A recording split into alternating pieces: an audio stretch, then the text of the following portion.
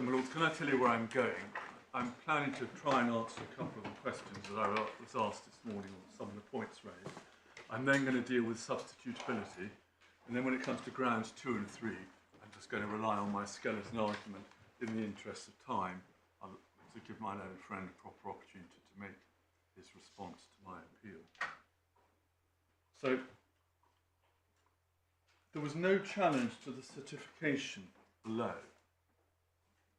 It just wasn't contested. There was no challenge to the methodology used by Mr. Noble in his report. The only challenge raised was on a question of law. Mr. Noble's report is only a preliminary report designed to get through the gateway for certification. The loss in his report is the actual loss as at the date of the report, the date of the issue proceeding. We get that from page 71 of the supplemental bundle.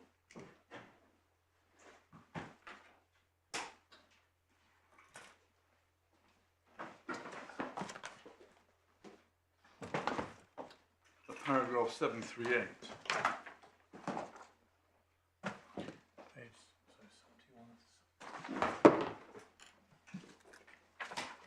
And at paragraph 7.38 it says this: for each of these scenarios, the damage amounts to the monetary difference between the counterfactual price, i.e. the price of the benchmark cryptocurrency of the respective scenario at the current date, and the actual price of BSV on 21st July. So he's not looking at future loss. It's not an assessment of what BSV would have been worth or might be worth in the future. He's saying that if it's right to assume that BSV would have performed as well as Bitcoin because it had transformed from a contender cryptocurrency to being a first tier one, that is the figure you end up with. Now, I was asked questions about... I didn't understand that. Bitcoin didn't go up 300 times. It's not going up 300 times. If it had transformed itself into Bitcoin, into being comparable with Bitcoin.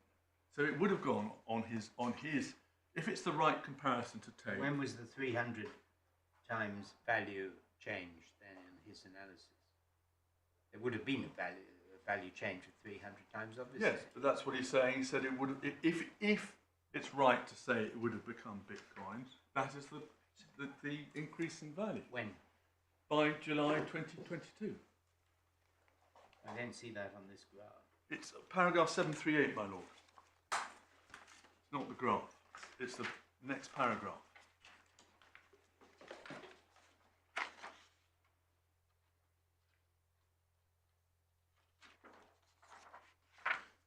Sorry, is that right? I mean, the figure of 8.9 billion seems to be what he calls total long-term damages, which he bases on a price as at the 21st of July 2022. I mean, is his long-term damages meaning those are the damages at 21st July? Exactly.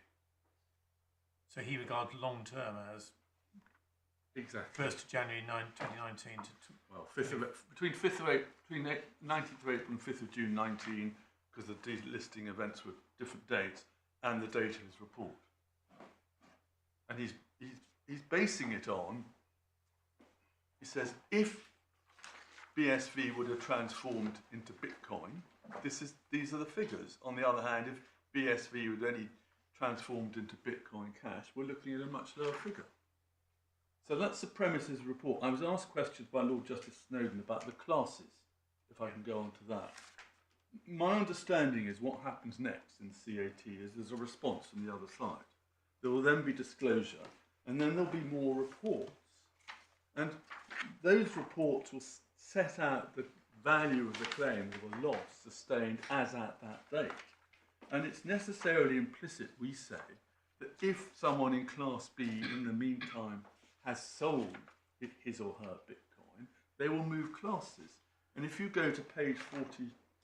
But before, the CAT has a gatekeeper role. And one of the things the CAT needs to both decide initially and keep under review is that the composition of the class for collective proceedings purposes is appropriate. Yes, and the answer is it's appropriate as at the date of the issue of proceedings, but that doesn't mean that the people might not move classes. Can I ask you please, at page 46, Mr. Noble's report. Well, somebody who is now in Class B, Yeah. but sells their coins subsequently, Yes. will not fit into any of the existing classes because those are defined in a way which they simply don't fall into. So there would then have to be a creation of any number of new classes to meet people selling at different dates after the commencement of proceedings. So the definition of the classes would have to change so as to take them at a later date. That's the only way I can see it being workable. Well, no. What happens is the CAT should have said should say, because I'm not sure it actually has certified anything because we don't have an order, but the CAT should say, oh, there's a problem with these classes.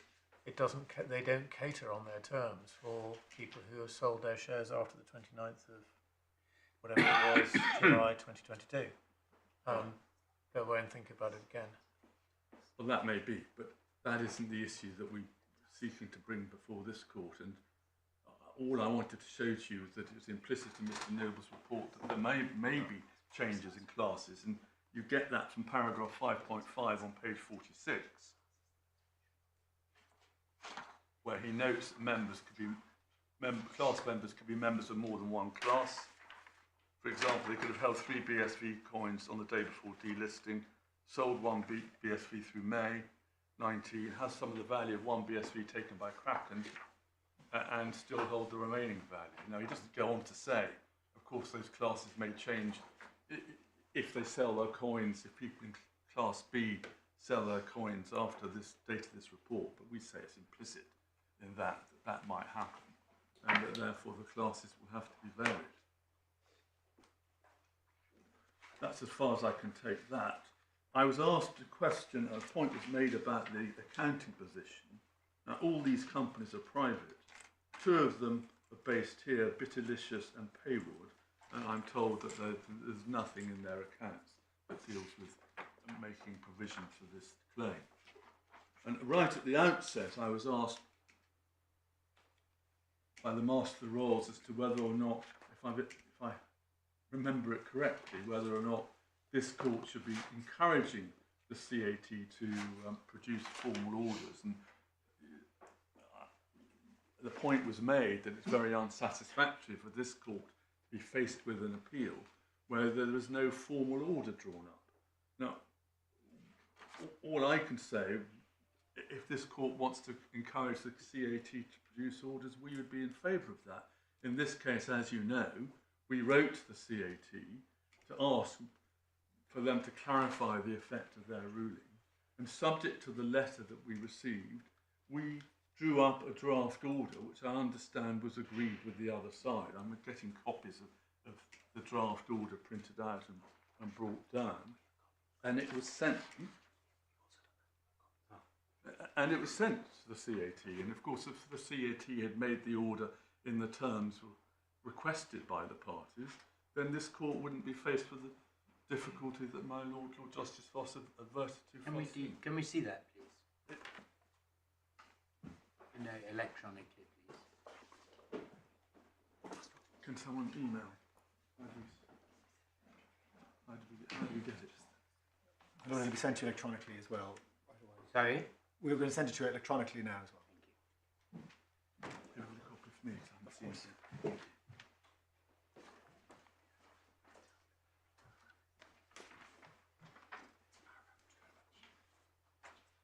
It's paragraph 2, where they say the foregone, on page 2, where they say the foregone growth effect asserted by the class representative in relation to subclass B is irrecoverable in law, save to the extent that BSV holders reasonably remained unaware of the delisting offence through the relevant period. So that's how the parties clearly understood. Well, that's Clearly very helpful.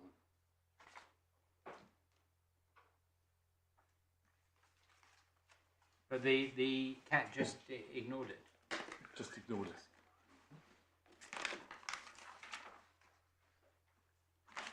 You said a little while ago that the foregone growth effect, which Mr. Noble quantifies, is based on the assumption that BSV would have achieved a similar price to other cryptocurrencies such as Bitcoin. Yes. And he makes clear, I think, at, for example, paragraph 212 of his report, that is simply an assumption which he makes. That's the first point I was going to make when I'm... Is there any, have you put forward any evidence anywhere to say this is what would have happened? Or is this completely speculative? Well, I think the evidence stage hasn't happened. I think that's just his working assumption as to if these are appropriate comparators to take, this is the figure I come up with. I was just wondering what. I don't. I'm just wondering what the basis is, or is it just something that somebody's plucked out of the air? Well, it Where's it come from? I don't think there's any evidential basis for saying that. Right. Well, you could assume equally that it's going to be worth 10 times Yeah. Bitcoin. And Well, he produce my lord's 80 billion figure, and it's just as good. I'll take you in a moment to what he says about whether or not they are comparators. And I'll be doing that to make good the point that they are not substitutes. But evidential foundation for saying, well, BSV might have transformed itself over the interim 2.5 years into something comparable to Bitcoin, I don't think is there. Well, nothing else has transformed itself into something comparable to Bitcoin, has it? In the world of crypto. I mean, what does it mean, comparable? I mean, because Bitcoin is an ever-expanding, it must take account of how many there are. Yes. Does it? Well, the report Does it is just the mean the report. face value of Yeah. of a single unit? Well, one could be critical of the premise, but that's the premise on No, which... I'm not being critical of the premise. I'm trying to find out what it is that is said. It makes it comparable to Bitcoin. Because it was a contender currency. I mean, can you mine this currency? Yes, I can. Yes, you can, I'm told. So in that sense, it's comparable. Yes. So before moving into substitutability, I was just going to try and answer, or give a partial answer to one of Lord Justice Snowden's other questions he posed to me, which is, if we go to the supplemental bundle, page 47,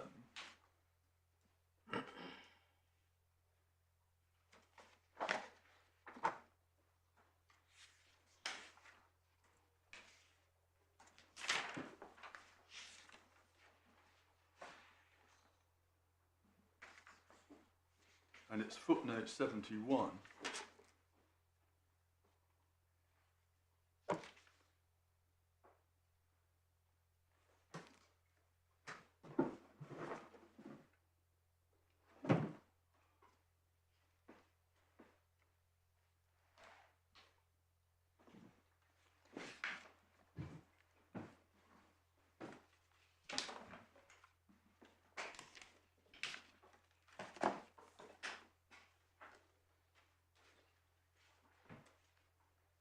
And at footnote 71,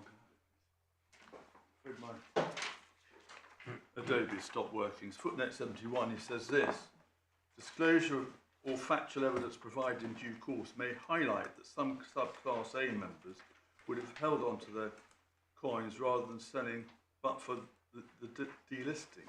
These subclass A members may therefore be treated like subclass B members and claimed for a foregone growth effect. So that's not accepting, I would say, that subclass B members,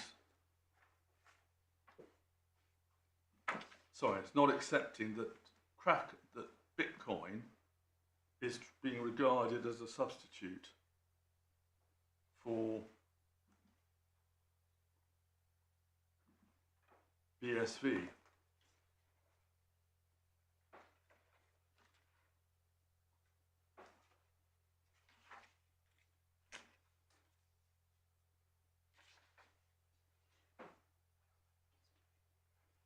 So, going on to substitution, the first point has already been drawn to my attention, which is paragraph 212 of his report, which we find on page 18,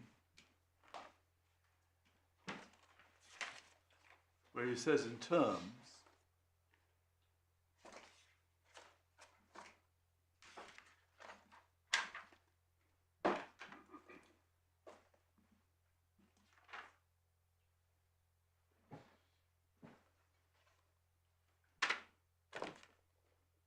at 212,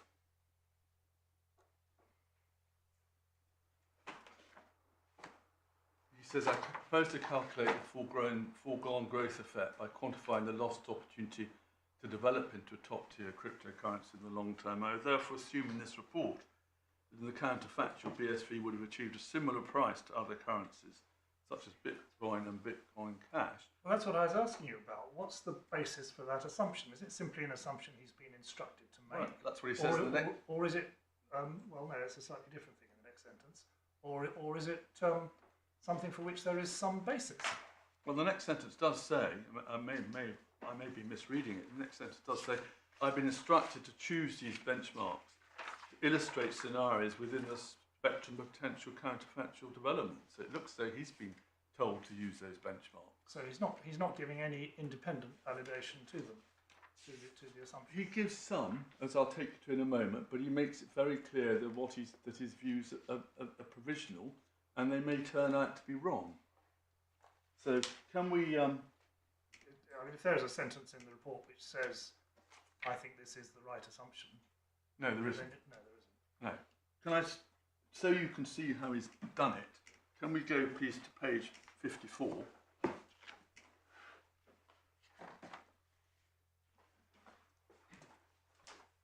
And at 626, he explains that he's taken as comparators cryptocurrencies with similar characteristics and similar historical price trends to BSV prior to the alleged conduct. And he goes on at paragraph 54, sorry, on page 54, 628 down that page. The two benchmarks are natural comparators simply because they're relations of BSV via hard forks.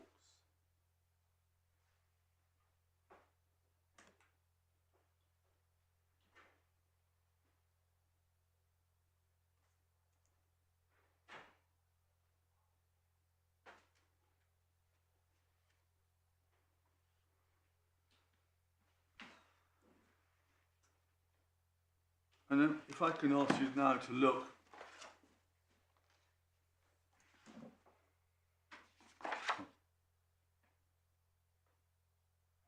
and you know that the crypto community has certain tensions within it, and some people adopt one cryptocurrency for one reason, others for other reasons. And we would say that it's clear that he's not saying anything about substitutability, but he's just talking about comparators, and it'd be quite wrong to read his report as dealing with substitutability. He never uses that description, and he makes it clear at 627 on page 54 that his benchmarks are not set in stone. In this report, I present a simple difference analysis. After CPI, I seek to develop the difference in differences method by exploring a range of benchmark cryptocurrencies, validating the choice of benchmark, and seeking to develop a more advanced difference in differences model that takes account of measurable variables that affect prices of BSV. So he's saying this is really work for the future. And if you go on to page 56, at paragraph 639,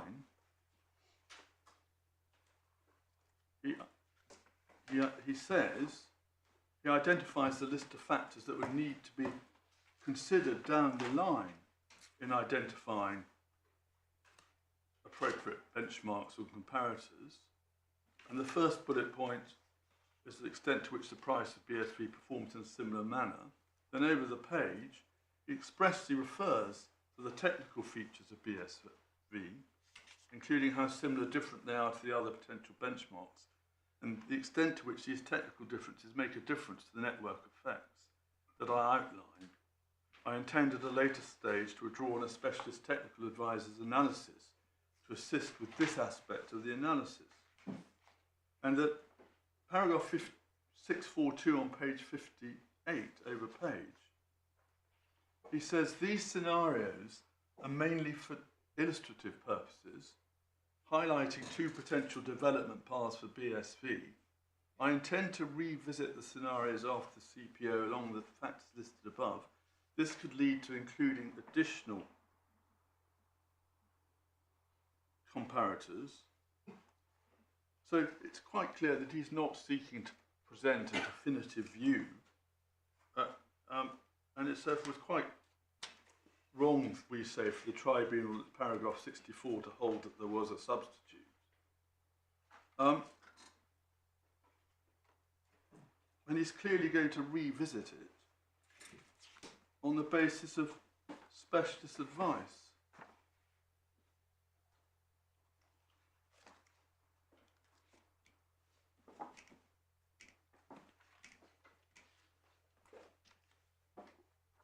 And we say that does not provide a sound basis.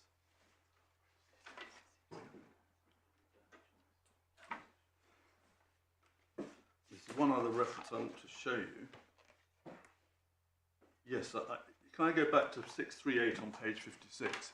I'm sorry, I should have shown you this. At 638 it says, I note it would be straightforward to adjust any basket to exclude individual currencies should further analysis imply they would be a poor benchmark. For example, I could consider a scenario where BSV would have performed in line with a basket of top-tier cryptocurrencies excluding BTC. So this is all very provisional. It seems to be based on instructions, and he's not saying anywhere that these are to be treated as substitutes.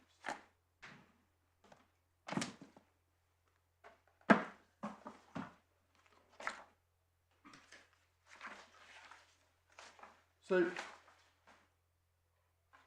what would happen at trial, one's entitled to ask, if the order that the CAT didn't make but should have made remains set in stone? Are they meant to proceed artificially on the basis that these are substitutes when that question hasn't really been properly pined upon at this stage? And that's just another reason why all of this is a matter for trial.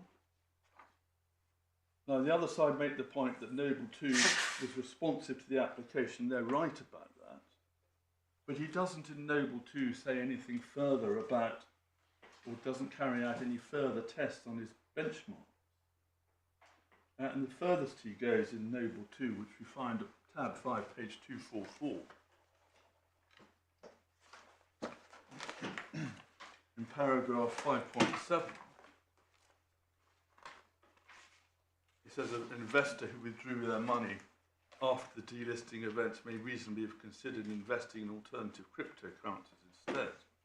But he doesn't conduct any analysis as to what that alternative cryptocurrency might be, and doesn't address the question of whether or not these alternative cryptocurrencies are truly to be regarded as adequate substitutes. And the reason he doesn't do that is because he's not a crypto expert, and he's made it clear that he's going to need technical advice in due course. And despite all this, and despite making the application, Binance has never sought to produce any evidence itself on the specific question of substitutability.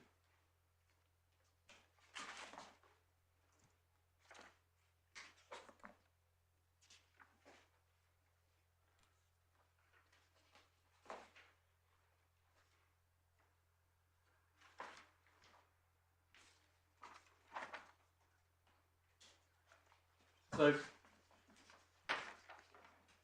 as things stand, when it comes to trial,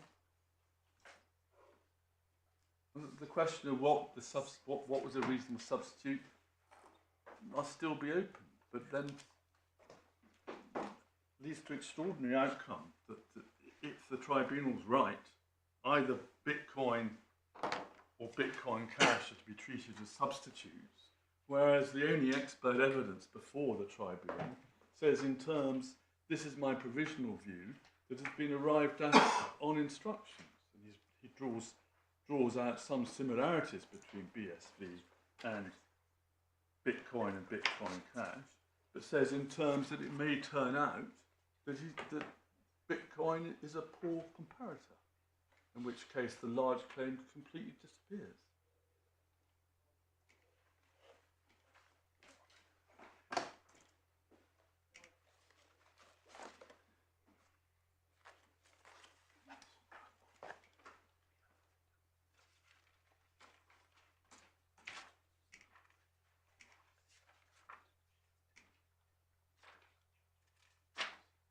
And on the question of substitutability, can I draw your attention to paragraph 46 of our skeleton on page 101, where we do sort of try and develop this point about holders of a particular crypto asset might be doing so for ideological reasons.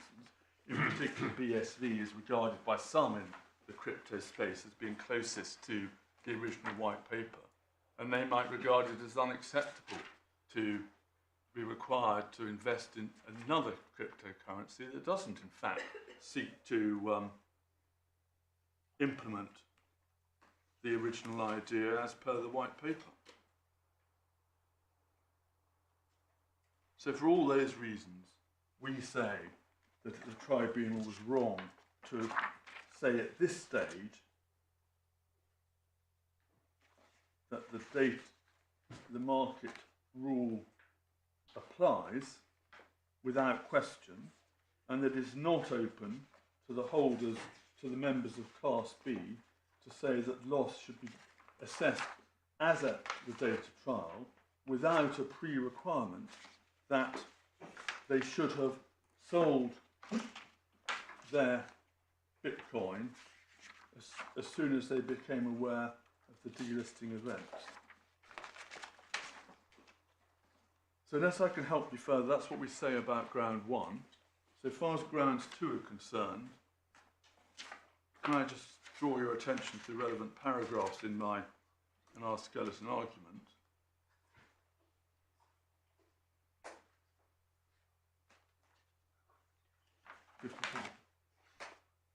So paragraph page 105 onwards, we deal with the loss of a chance, and we cite from the authorities that we say are relevant.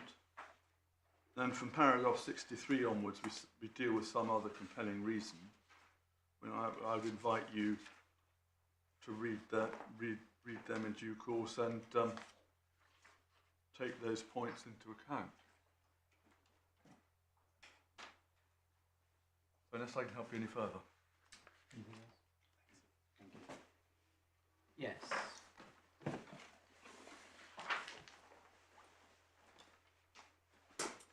May it please the court. I'd ask, in view of the exchanges that we've heard so far today, just to step back and recall that the concerns which have been expressed by the court, in particular by the Master Rolls, were our concerns which prompted the strikeout application. As the court has seen, we did not seek to strike out the claim in respect of subclass A, the BSV holders who sold BSV between 2019 and July 2022. We can argue at trial about how much of any diminution of value is attributable to the alleged breach. We can argue about whether they should have mitigated sooner than the point at which they sold. Similarly, for subclass C, even though we dispute the allegation of expropriation, that's a question of fact for trial. We sought to strike out the claim for subclass B because as presented it was untethered to any legal principle. Before the tribunal and this court, the class representative's evidence was that there, and I'll come back to this for the court, there was an available market at all material times for BSV and the other major cryptocurrencies. And, as we'll see in Mr. Noble's evidence, those cryptocurrencies were comparable as investments.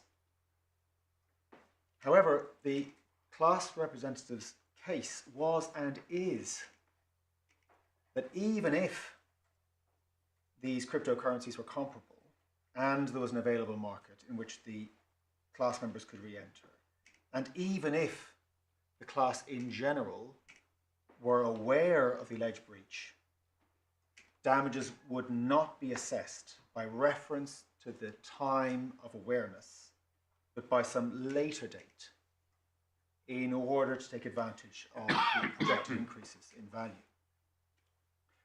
And just to be brief, the tribunal in our submission put these proceedings back on a sensible, principled footing. They found, as a matter of fact, that there was an available market for comparable substitutes. They found that the exceptions in the case law, the exceptions to the market mitigation rule, did not apply save for the question of awareness. But how could they decide what was an available market without evidence on the subject? My lord, there was evidence, and I shall take you to it. But it's not appropriate to decide on evidence that is filed for a different purpose at a different time in a summary judgment. I mean, the question of what is the comparable to this particular crypto asset surely is a, I mean, it's something that, you know, there may be loads of evidence. My lord, on both sides. You didn't put any in. My lord, I shall show you that evidence. You've not seen it in its proper context, and I need to take you to it carefully. There was evidence dealing with the question of whether the other cryptocurrencies were comparable. And the evidence was put forward for that purpose, to show that they were comparable, because the class representative's case on damage, on quantum, depended, for subclass B, depended in its entirety on the other cryptocurrencies being comparable. Without that evidence, subclass B could not have been certified. And so although the object of the expert evidence was different, the content was absolutely on point. And I shall take you to it, my lord. It was more than sufficient for the finding of fact which the tribunal made. But the question of awareness was more complex, and that has been left for trial. And to come back to the question the Master was asked, what is allowed to be argued at trial, that is open. Doesn't awareness affect certification? No, I mean, if there's 75,000 different pieces of evidence about awareness, how can it be certified? Because the question of awareness will be assessed by reference to the class as a whole. And there will have to be evidence as to, because the question of awareness, according to the cases, is whether the class was aware or ought to have been aware. And so that at the trial, or the preliminary issue trial, the tribunal will have evidence as to what the class in general ought to have known between April and July 2019, and at such later dates as the class representative seeks to advance. It's an objective question. It's not by reference to individual class members, as the cases tell us. It is eminently suitable for resolution as a preliminary issue in these proceedings. If it is not resolved before trial, and I'll come to this, it is a huge and unwieldy issue, the question of whether the market mitigation rule applies. And I'll come back to that, my lord, because trying it without the tribunal's judgment is very difficult indeed. The question of what is comparable is left open for trial. That is an enormous endeavour. I'll come back to why that is. But a short point is that the question of awareness is a common issue. Therefore, it is suitable for resolution in collective proceedings. And since the question is an objective one, it can be addressed by the tribunal without specific evidence from individual class members. It's only a common issue if you say that it's when you ought to be aware as opposed to when you were actually aware. Yes. So is the approach that you take what I think is often referred to as a broad axe, and some people may get more than in fact they would be entitled to because they in fact were aware at an earlier stage. Absolutely. And some people will get less than they might have been entitled. Sorry, the other way around. Indeed, Yeah. and that's that's how the tribunal approaches these questions in collective proceedings. In deciding whether an issue, whether the class members share a common characteristic, for example, in relation to awareness, they will apply a broad axe. It doesn't avail the defendant to say that there are certain individuals who may have known earlier or later. The tribunal will be looking for something across the board. As I understand it, if to take awareness, it may be right that if there are a few people whose awareness might be different to the class, then it doesn't prevent it from being certifiable as a class. That's correct. But if there's an infinite range of awarenesses which would affect people's legal rights, because the collective proceedings are not supposed to change legal rights as such, then you might actually think this is unsuitable. Indeed. Is that correct? That is also correct. Yeah. If there's a few people at the margins who have different... Where's the authority for those two propositions? They are in the cases dealing with the requirements of certification. Those authorities, I don't believe those authorities aren't before you for the purpose of this appeal. I can see if they might be by happenstance in the certification authorities. There are two certification authorities in the bundle that may deal with those points. So Mr. Pobjoy will check for that. It'll be in checking but they're not obviously referenced in the skeletons. But the point we say doesn't arise on the appeal. It's a point which goes to the case management proposal the tribunal is suggesting at the end of its judgment. That's not an issue for this tribunal for this court, but it explains why the question of awareness, as far as the tribunal saw it, did fall to be determined as a preliminary issue. If in that trial of a preliminary issue it turns out that the question of awareness is incredibly diffuse and class members don't share awareness as a common characteristic, it may be open then to the defendants to ask the tribunal to revisit certification. Certification is not a once and for all decision.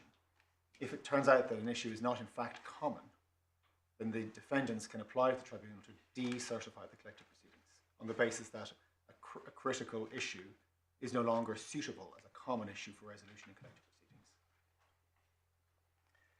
But on the material before the tribunal, they were able to certify, and they developed a sensible, we say, and measured principled plan for progressing the proceedings. And that was because they made findings of fact that left only the question of awareness for the purpose of the market mitigation rule. What is the finding of fact as to when a putative holder should have his damages or her damages assessed?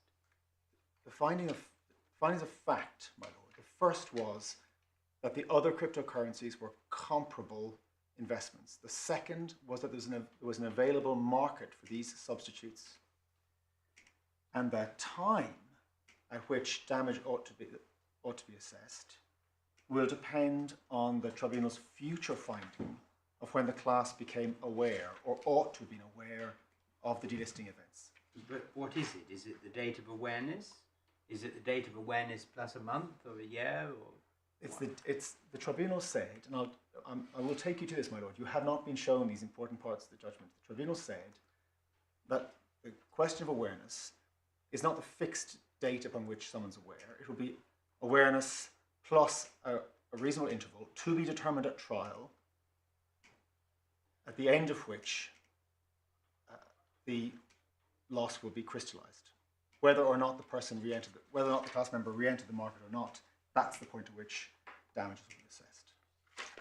And I shall show you in the judgment where that is. Which paragraph is it, just for my note? It begins at paragraph 47, then the question, which Lord Justice Mayles references, paragraph 68, and then paragraph 79 and 80.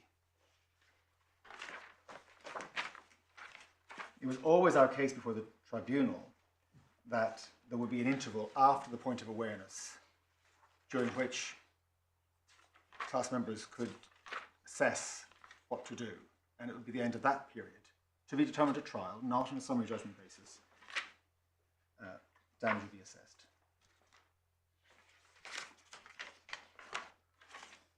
Now, the alternative, my lords, to what the tribunal has advanced is to allow the appeal. Now, my lord, the Master of the Rolls raised the question of whether the real vice, as maybe seen in this case, the extraordinary damages claim of 8.9 billion in relation to subclass B, could that be mitigated in some way while leaving the market mitigation rule more broadly open for trial? And the difficulty is, first, as regards that huge number, as my learned friend frankly explained this afternoon, that assessment of 8.9 billion is an assessment of damage as at July 2022. So it's no comfort to the court that damage to be assessed at trial, by trial, if the appeal were to be allowed, the damages claim could be multiples of that, if the damage to be assessed as at the date of trial. So simply... It might be more, because Bitcoin may have doubled in value. Yes. It shows that simply allowing the appeal will not solve the problem. And secondly, and critically, it's the point that was taken up by my Lord Justice Snowden. Subclass B, as currently defined, includes people who sold their BSV after July 2022, but before trial. And so, as currently presented, the tribunal at trial would have to assess the loss and damage for those holders of BSV who sold throughout 2022, 2023, 24, this year, next year, and in respect of these categories of class members, assess what was the loss. Which category is that? These are parts of subclass B. Subclass B is everybody who held BSV up until 22. No. And at 2022 and onwards, everybody who had BSV after July 22 until the date of trial, the court have to assess when they sold their holdings, what loss can be attributed to the breach at the point they sold, how do you isolate in 2025 or 26 the effect of the breach when there were millions of variables that intervened between the breach date and the date of sale of BSV, and all in the context of a benchmark, benchmarks plural, BCH, Bitcoin obviously, but also Ethereum. It's not limited to one benchmark. There's a selection of cryptocurrencies that were offered by the class representatives expert as comparable, and a evaluation exercise would have to be taken in respect to each of these benchmarks to see to what extent at the point of sale they were true comparables and how much of their own movements can be treated as movements that BSV would have experienced absent the breach. Almost untriable in view of the breaks in causation. And what that teaches us is why the market mitigation rule exists in the first place. Why loss is normally assessed by reference to the date of breach, subject to exceptions, such as when the victim was aware of the breach. At that point, loss or damage is assessed as if they had entered the market and re-entered the market to mitigate their loss, whether or not, in fact, they did so.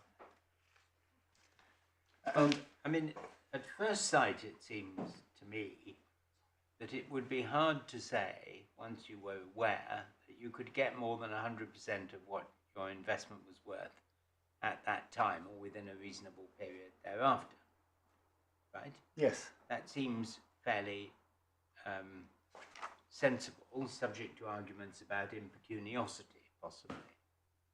Yes. Is there any way of encapsulating that in an order? Because that's not what the current situation is. No, my lord, with respect, it is. The question of It is. the order that we put to the tribunal, that the tribunal is apparently still considering. Is it considering, or has it said no? No, it hasn't been sealed. We agreed the order between the parties and gave it to the tribunal, and we've not heard back from the tribunal. Right. Nobody's sent it to me by email. Can you give me a hard copy of this? We say it has. Sorry. We'll make sure it's sent to your clerk. It may have been sent. I don't know what's happened, but the people who are sending it are behind me, and they understand it has to be sent to your clerk as soon as possible. But I mean, so when did you send this to the? I mean, this when was the judgment? Judgment was in the summer of last year. We sent it in November 2024. I mean, they're not that backed up at the tribunal. Do you want a hard copy? I think my lord has a hard copy. I think. No, I didn't know. Did we not give you? We I got one. No, you did. I didn't. Didn't want one. I wanted. No, and I understand. That's why I'm. I still wanted an electronic copy, but Yes. I'm not. I want to see what people are talking about. Right. So in the draft order that we sent to the tribunal, because just as an aside, my lord, I personally share, for what it's worth, the court's view of the need for orders in the tribunal. And You do. We have said. Do the rules say you can't have an order? Because I've had this argument several times, even in the Allergan case, in which you may well have been, I think. At one point, yes. We had that argument. We never, for some reason, it never got into my judgment. I had a look. As far as I'm aware, there's no bar on the tribunal making an order of the type that So what's the court the has canvassed. objection to it? Right. I mean, not- it's nothing in the rules that says you can't make an order. As far as I'm aware, there's no bar at all. I mean, And is it just exploring it a little?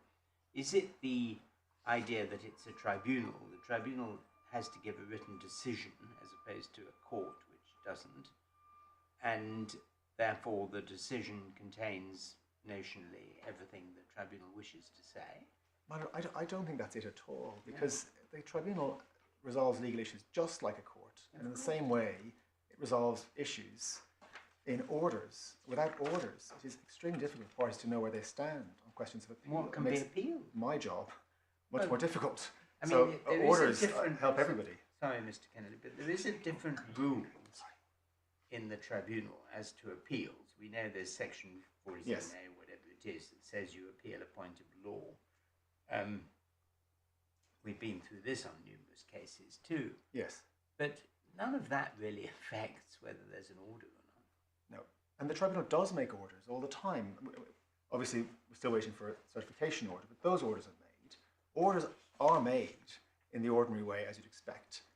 But a practice appears to have developed, for reasons I cannot explain, where for certain cases, because for some cases orders have been made, but for others they have not, and it is difficult to perceive why.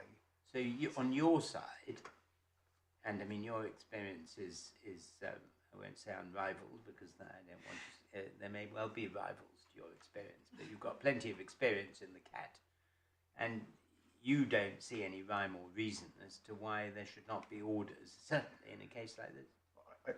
I must be respectful. I don't want to share language that suggests that there's no reason behind it. I cannot explain why there are orders in some cases. Okay, well that's extremely helpful. I mean, I don't. So Mr. Paltroy wants to tell you something.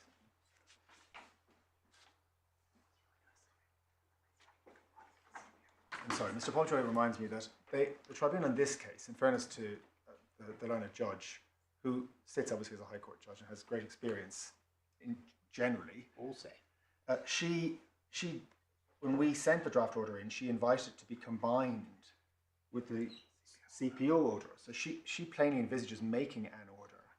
So it may be some delay of a tribunal's end, which could be perfectly explicable. But there's no. She might have been waiting for this appeal. Well, in fairness to her, it appears that she also envisaged making an order in this case, and we saw no sign from her there was any in-principle objection to making an order. On the contrary, she appeared to be envisaging making an order, since she asked us to combine the draft order with the strikeout with the CPO certification order.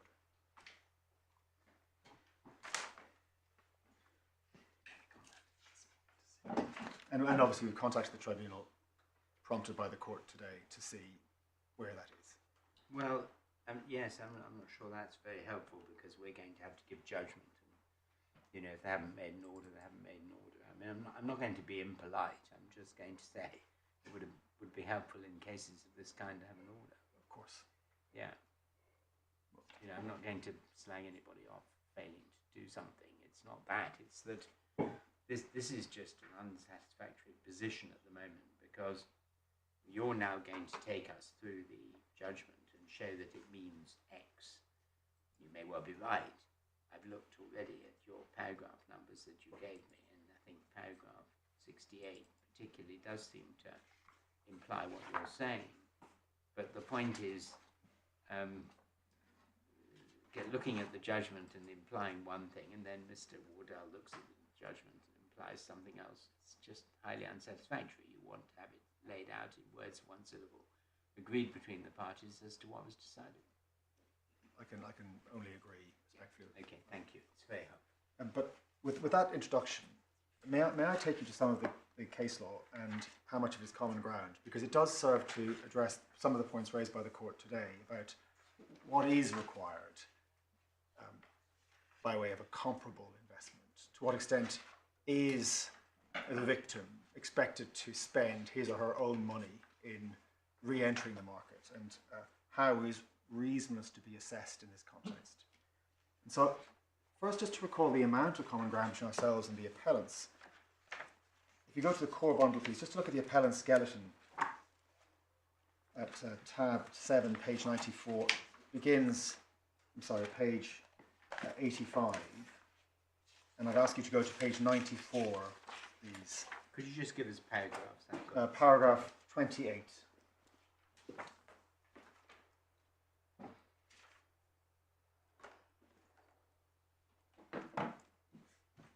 Yes.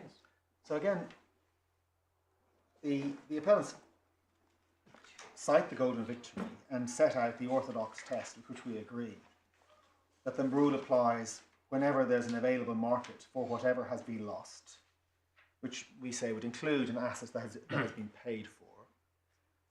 And its explanation is that the injured party should ordinarily go out into that market to make a substitute contract to mitigate, generally thereby crystallize his loss. The market prices move up and down. If the injured party's delays unjustifiably in re-entering the market, he does so at his own risk. Future speculation is to his account. This common ground. And then paragraph 29, quoting again from Lord Brown and the Golden Victory, the rule is applicable in trade contracts of goods or shares, and I emphasise that because the court in the Golden Victory made clear that the rule is at its strictest in relation to fungible items such as shares, because generally one expects there to be liquidity in relation to those, whereas the rule is applied with more mercy for things that are harder to shift, like land. The rule reflects the law of mitigation and causation, namely the innocent party is deemed to have gone into the market to mitigate his loss, because the law assumes that that conduct is the reasonable thing to do. If he does not go into the market, that decision is an independent speculation, such that any loss so caused is not causatively linked with the breach, but by his independent decision for his account. And this is absolutely fundamental as a matter of law, and there's no reason why it should not apply, as I'll come to explain, in this case or cryptocurrencies. As to the strictness of the test in relation to fungible items such as shares, the case, may I ask you to have a quick look at the golden victory, just keeping the skeleton open.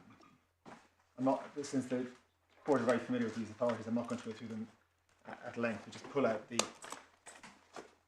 relevant parts where they appear in the appellant skeleton. The golden victory is in the first authorities bundle behind tab 12, beginning at page 213. And I'd ask you to go to page 257, please. Paragraph 80. Yeah.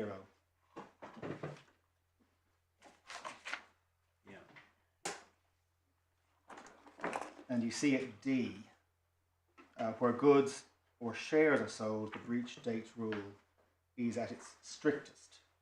In other cases, however, time may well be needed before the injured party can reasonably be required to re-enter the market. And that's something that often is said in relation to land.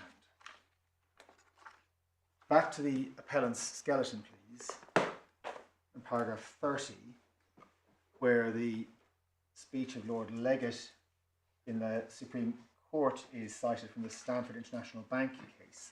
And I'll ask the court only to go to the, at least initially, to the underlined passages, underlined by the appellant. The rule is that where there is an available market in which an adequate substitute, and I emphasize the words adequate substitute, can be obtained, for goods or services of which the defendant's breach of duty deprive the claimant. Again, there's no reason why that doesn't apply where the goods or services have been paid for and then the claimant's deprived of them. Damages are to be assessed as if the claimant entered the market and obtained such a substitute at the earliest reasonable opportunity, whether or not the claimant in fact did so.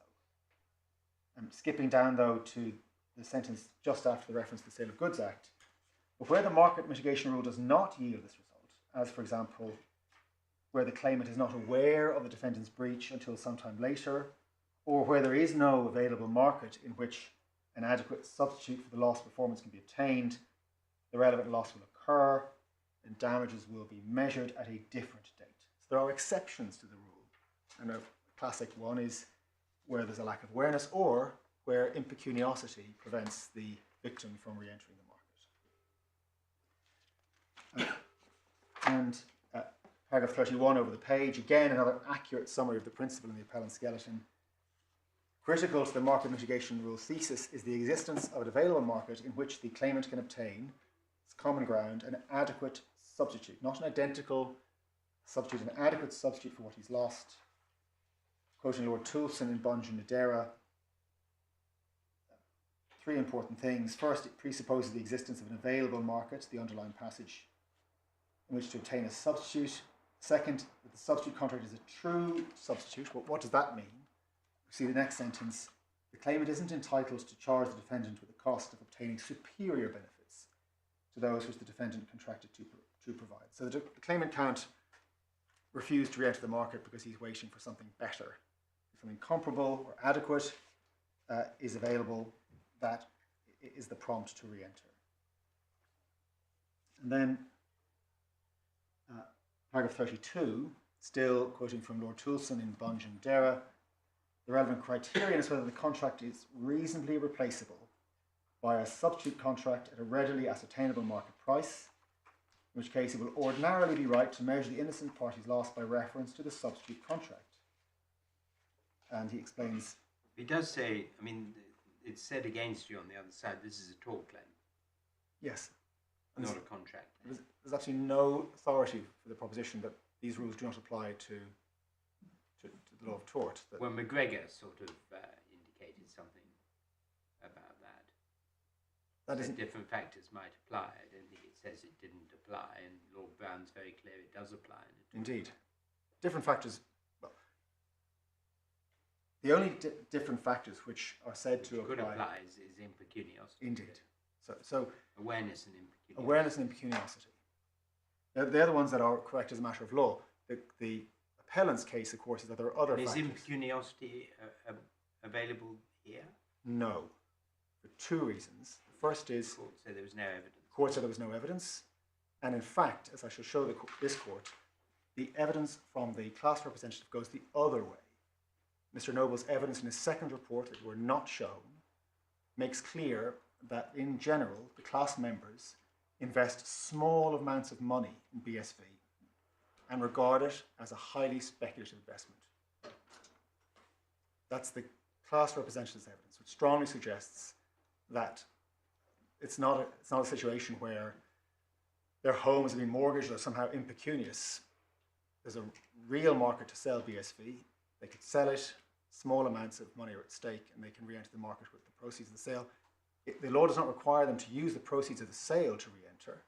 Nothing in the cases that say you can only re-enter, you're only expected to re-enter the market with the proceeds of the good that's been damaged. Can you answer one question that I find just very troubling about this case? Where on their case does the multiple of 300 come in? It's very simple. They say that absent the breach, BSV would have developed like the most successful cryptocurrency. Yeah, but where? When? Oh, in the period between April 2019, when the breach allegedly occurred, and July 2022, during which period Bitcoin made an exponential increase in its value.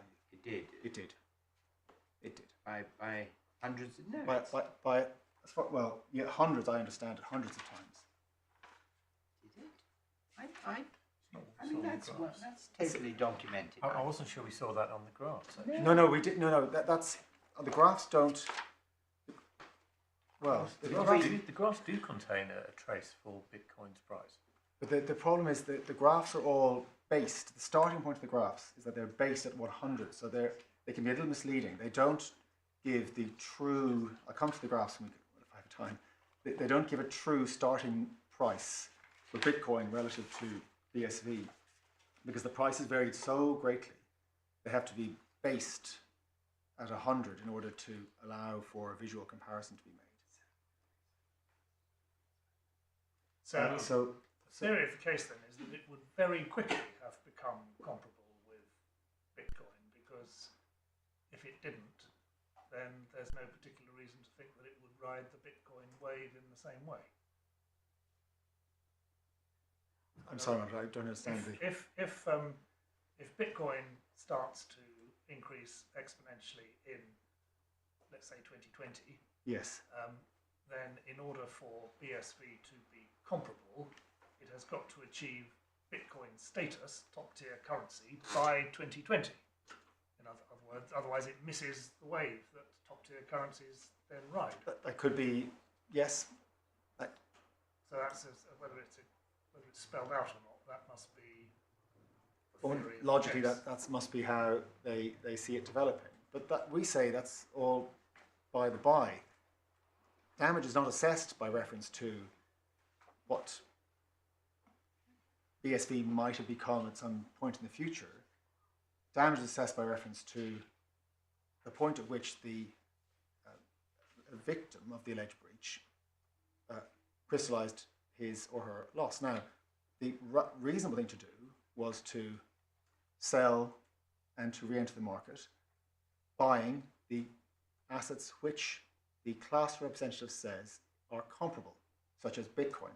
Had they done that, they would have ridden this wave, which no doubt is why, to come to Lord Justice Snowden's point, for Class C, they are content for those class members not to have a foregone growth claim, because they did switch to the comparable currency and did enjoy those huge benefits, which is the beginning and the end of the case.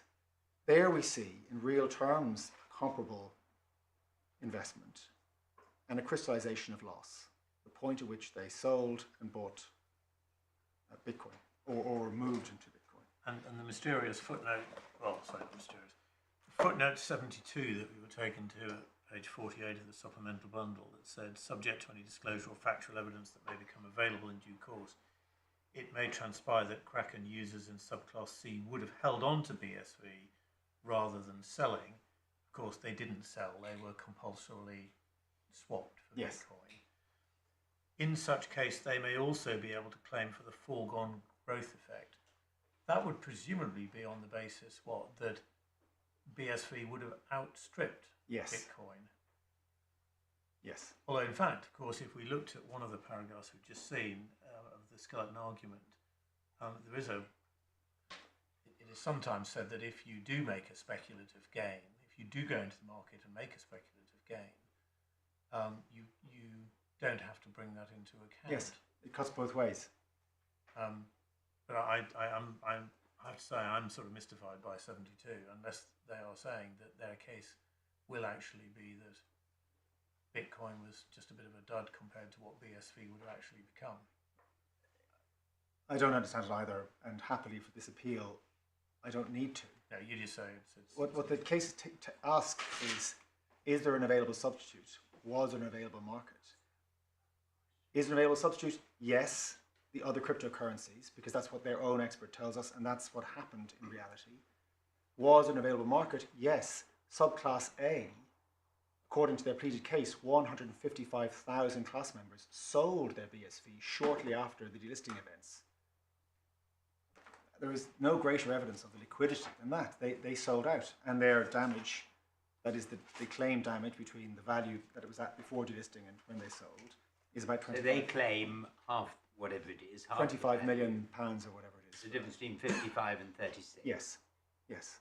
And I'm just looking at the Bitcoin bubble on my screen here, and it appears that the low point of Bitcoin was in December 2019, when it was at $6,600, and the high point in 2020. Well, in 2022 there was another low point, but there were also high points.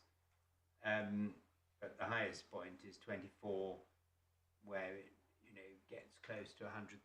I think it probably has got close to 100,000 now, maybe it's gone over 100,000, 106,000.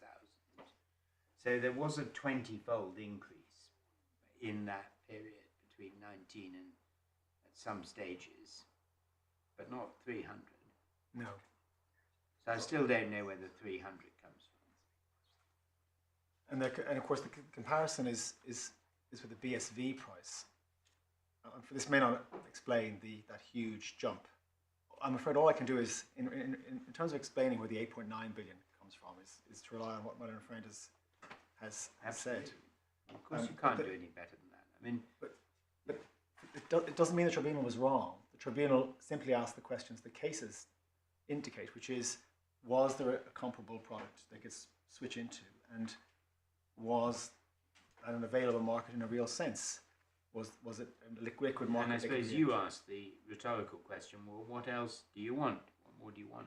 Indeed. And what do you want to argue about at trial beyond the date? Indeed. Well, in fact, you probably say, what possible better comparable is there than Bitcoin? Yes, but because I think by definition you're saying everything is referable at the moment to Bitcoin. That's yes. What's been instructed. That seems to be the basis on which the Class C has been formulated, and damage is not claimed. The foregone growth effect not claimed. So what is there out there that would have been better than Bitcoin? Nothing. But the date on their case. And even if there was a case of, well, Bitcoin is different, there are other cryptocurrencies which were closer to BSV and behave more like BSV. And they're also in the pool of comparable alternatives, which we get from Mr. Noble's evidence, which I will come to. Right? Since the tribunal relied on it, I need to show it to you. But before I do, just on the case law, and looking again at what's common ground, only looking at the appellant's skeleton, we're now in paragraph 33 and question of reasonableness. What is reasonable for the claimant to do in mitigation of his loss requires a factual evaluation of the circumstances of the wrong, a reference to Paisley and Saunders, and we'll come back to that because it's referred to in the authorities. Whilst issues of mitigation involve mixed questions of fact and law, it is invariable with the question of whether there is a suitable available market for a substitute will be a question of fact, often informed by expert evidence. Yes, true here. It's a prerequisite that there exists a substitute for the thing lost in a readily ascertainable market, which the innocent party can access. And as to what is reasonable, there's a useful summary of the law in the Thai Airways case. It's only a judgment of Mr. Justice Leggett at first instance, but it's a very useful summary, as he then was, a useful summary of the higher authority. Again, please keep the skeleton open. But the Thai Airways case is behind tab 21 of the authorities bundle.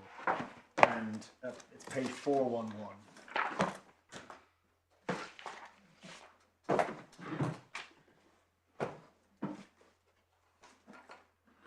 What? Page 411, my lord. Just for the heading, so you see where we are. That's the heading, mitigation. And then at page 412,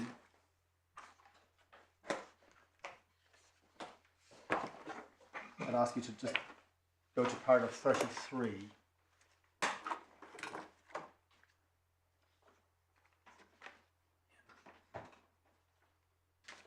Paragraph 33 at letter G. In view of the time, again, I'm just going to point to the relevant extracts. So paragraph 33, letter G.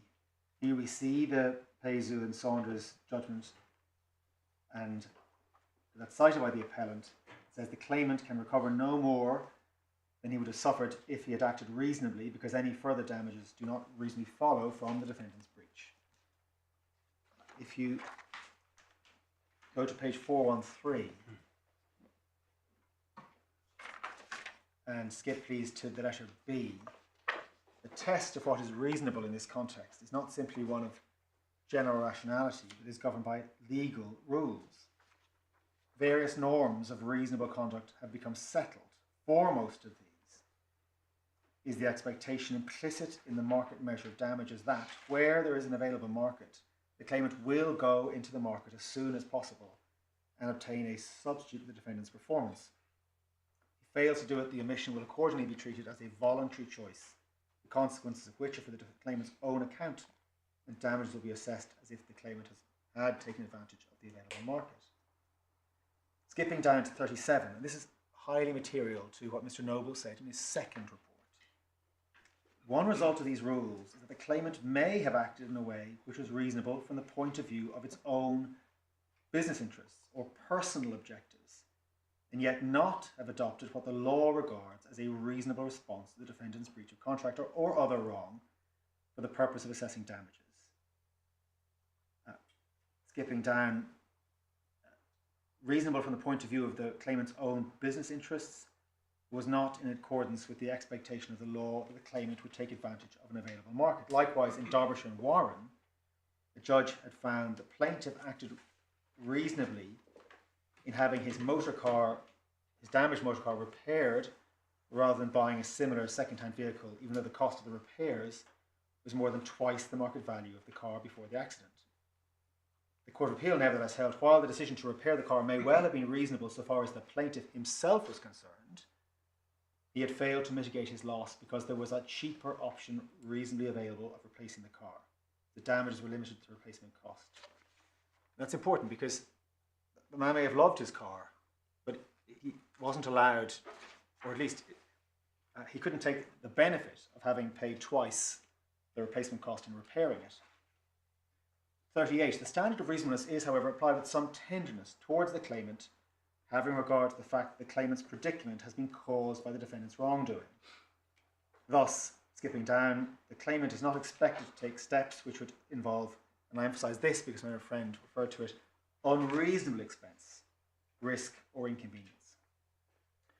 The law is not that he does not have to spend his own money. What he's not expected to do is to incur unreasonable expense, risk or inconvenience. And as you shall see in the evidence, there's no question of this class incurring unreasonable expense, risk or inconvenience. The amounts involved per class member were small, and they bought these assets, according to Mr. Noble's own evidence, as speculative or, to use his own word, fun investments. So, just moving on then back to the appellant's skeleton, paragraph 34. This was recently explained in the Charter Party context by Mr. Justice Foxton as the C challenger. An available market requires there's an alternative which corresponds closely to the actual thing lost in this context. And we rely on this. In this context, substitutability and market availability will depend, inter alia, on another form of cryptocurrency having at the very least an equivalent growth potential to BSV. And we say the evidence from the class representative answers that question.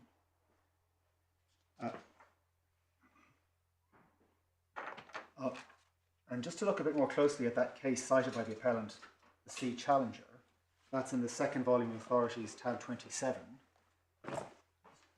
page 972.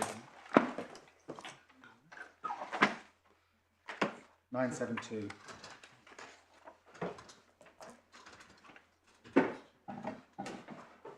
I go to this because my Lord, the Rose was asking about how close does the comparator have to be? What is meant by a comparable substitution in this context? The C Challenger, this is page 972 of the Authorities bundle. 927.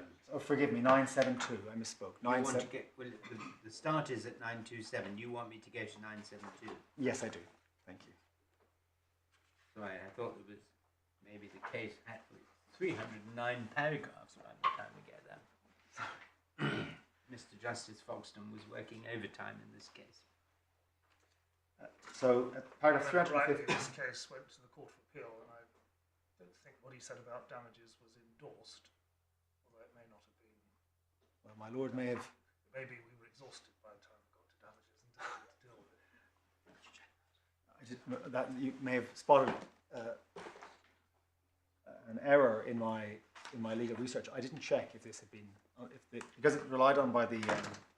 You just assumed that Mr. Justice Foxton was always upheld. That's normally a safe assumption, my Lord, but Would have been a one safe that counsel ought assumption. not to make in Might every not be case. true on this case. Well, I'll show you the passage, and then I'll be told, Mr. Pavjoy, if I've wasted my time or not. Where's the passage? It's paragraph 315, and he's summarising the legal principles as the existence of an available market, and he says they aren't in dispute in that case. Then at the top of the right-hand column on page 972, what is required is evidence that there are sufficient owners and charterers potentially in touch with one another to evidence a market in which the owner could have re-entered the market, rechartered the vessel. Skipping down to little 2, important to ascertain the available market postulating a charter which corresponds closely to the actual charter. There's reference to corresponding terms about halfway down that little paragraph. And then at little 3, in order to categorise the replacement fixture as a market substitute, the trading limits should broadly correspond with the existing fixture. Quoting from, again, first instance, Mr. Justice David Steele, Zodiac Maritime.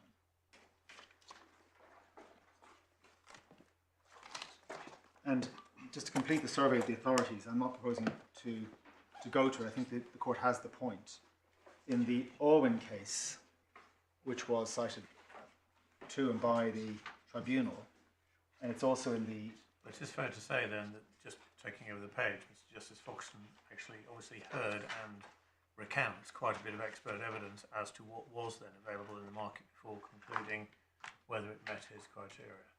Yes, he did. And in many of the cases there is expert evidence, detailed evidence on... Yeah, I mean, that's the question. I think that's one of the issues that's put against you, is that it's just it's all premature at this stage, and that normally you do look to expert evidence as to available market, and that you're going to come on to that because you're going to take us to the evidence you say is conclusive at this stage. Yes, and normally these matters aren't resolved at a summary judgment stage because this kind of evidence isn't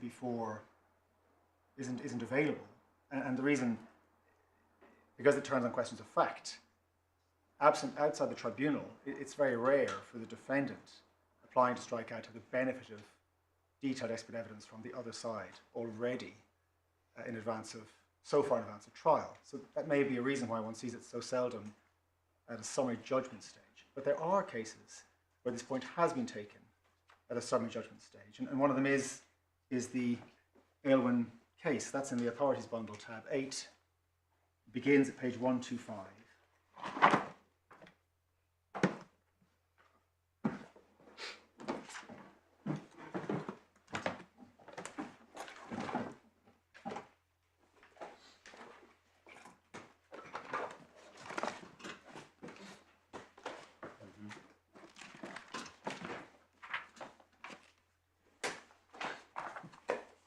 And you can see, my lords, at H5 on that first page of the report that this was a summary judgment case.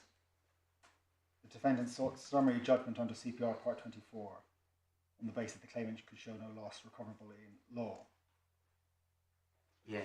And the facts of this case, we see them if we go to page 127 from paragraph 4. This is the Court of Appeal, obviously. And what happened was that the claimant's husband borrowed money from Boston Safe to buy a property at 39 Green Street. And then in 1990, same paragraph 4, Mr. Aylwin, the claimant's husband, agreed to sell it to Mrs.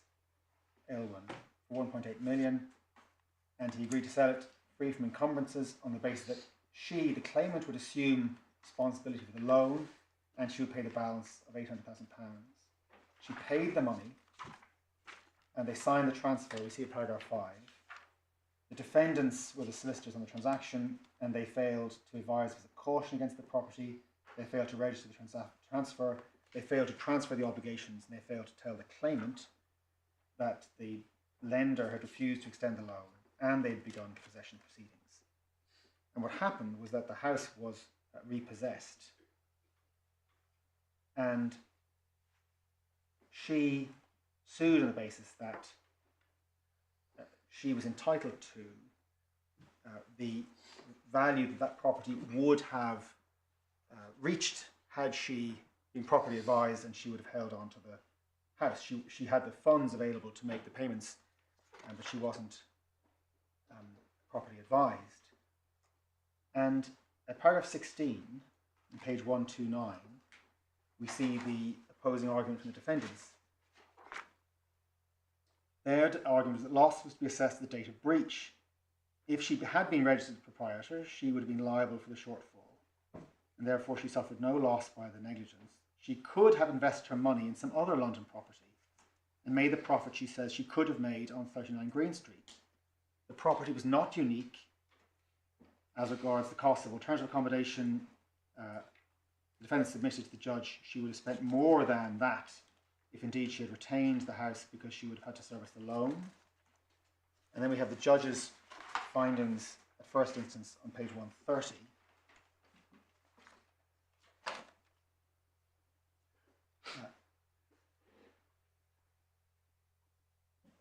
Reading the indented passage and skipping down, it's the consequence of the choice she made in the situation she found herself in, having to find an alternative property, having large resources available for the purpose of which she could have deployed a larger part than she did in buying an asset in the London property market, which would have had the same or similar prospect of an upturn in value, according to the cyclical operation of the market, as 39 Green Street would have had. She chose, for her own reasons, not to do that with her money.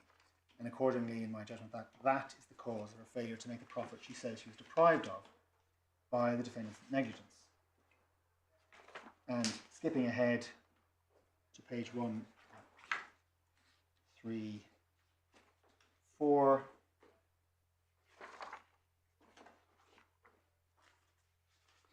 paragraphs 37 and 38, the Court of Appeal upheld the judge that finding the breach date rule applied.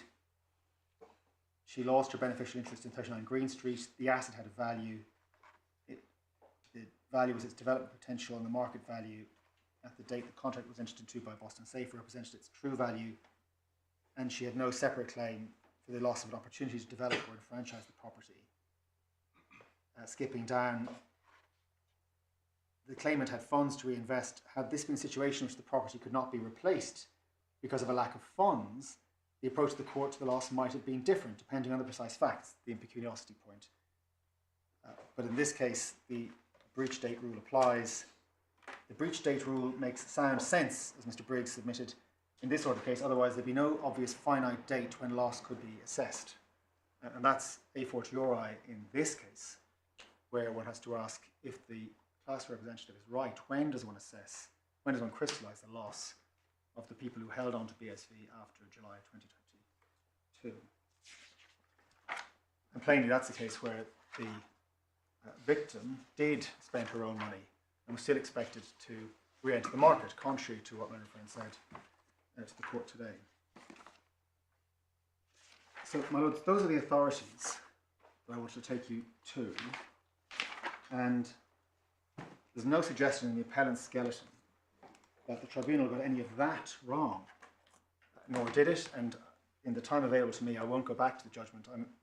It's paragraphs, it was pages 58 and 59, and I know that this court has read those, and so I'll go directly to the evidence, if I may. Because as I've said to the court repeatedly, the tribunal only needed Mr. Noble's evidence for two facts.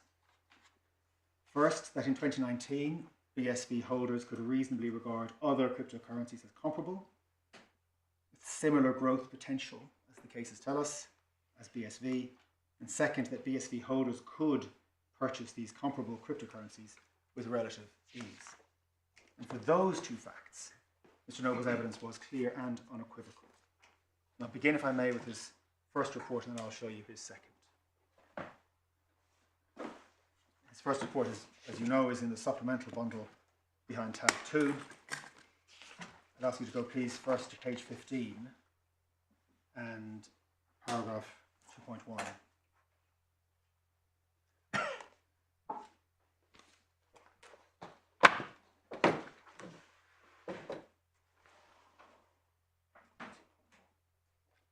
So, Mr. Pop, just before, while I see his note, Mr. Pobjoy has done the research we should have done before the hearing. He tells me that Mr. Justice Foxton was appealed. The judgment in the Court of Appeal was that of my Lord. The appeal, I'm told, is dismissed, but there was some concern raised in the Court of Appeal about the damages analysis, but I'm told not in respect to the passages that I took you to. The concern was whether rescission or damages were appropriate. I understand that was the concern which my Lord raised. Was it? Okay. But I'm sure you're right. Mr. Pobjoy is normally right, so I'm going to blame him. So, first, Noble, and paragraph 2.1. We're told that BSV is a cryptocurrency. Historically, it was traded on a wide variety of exchanges where it could be exchanged for other cryptocurrencies such as Bitcoin Core or Ethereum and other currencies which they call fiat currencies. And then page 17, paragraph 2.7,